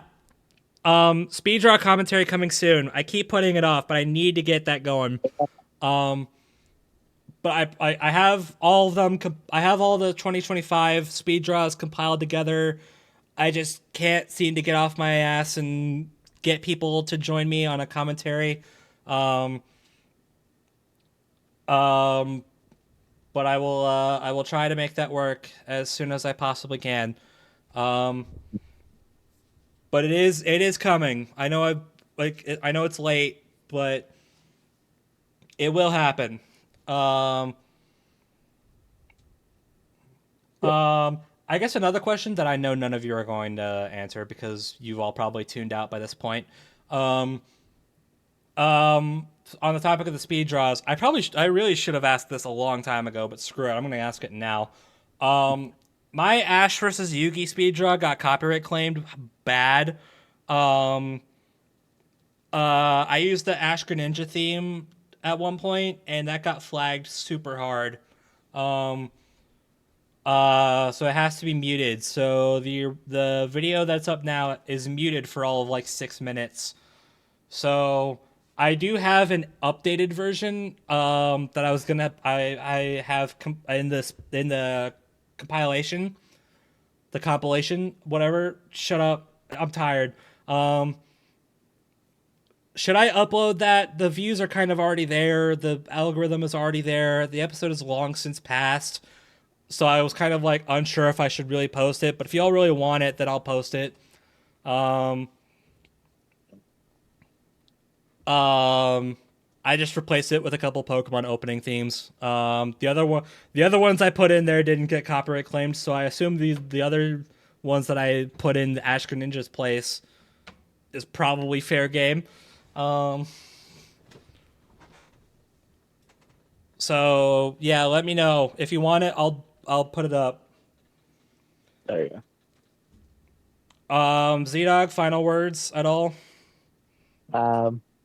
Yeah, thanks for watching. Hope you enjoyed. Yep.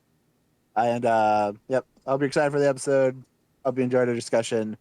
Follow daily death battles matchups on Blue Sky. We post a lot of fun stuff on there. Yay! All right. And we take suggestions that we post every Saturday. So if you have a Blue Sky account, suggest a matchup. Yay! There you go. All right. Thanks for watching. Hope you enjoyed. And we will see you all next time, where we will hopefully not go on for 5.5 hours. Goodbye, everybody. Bye bye.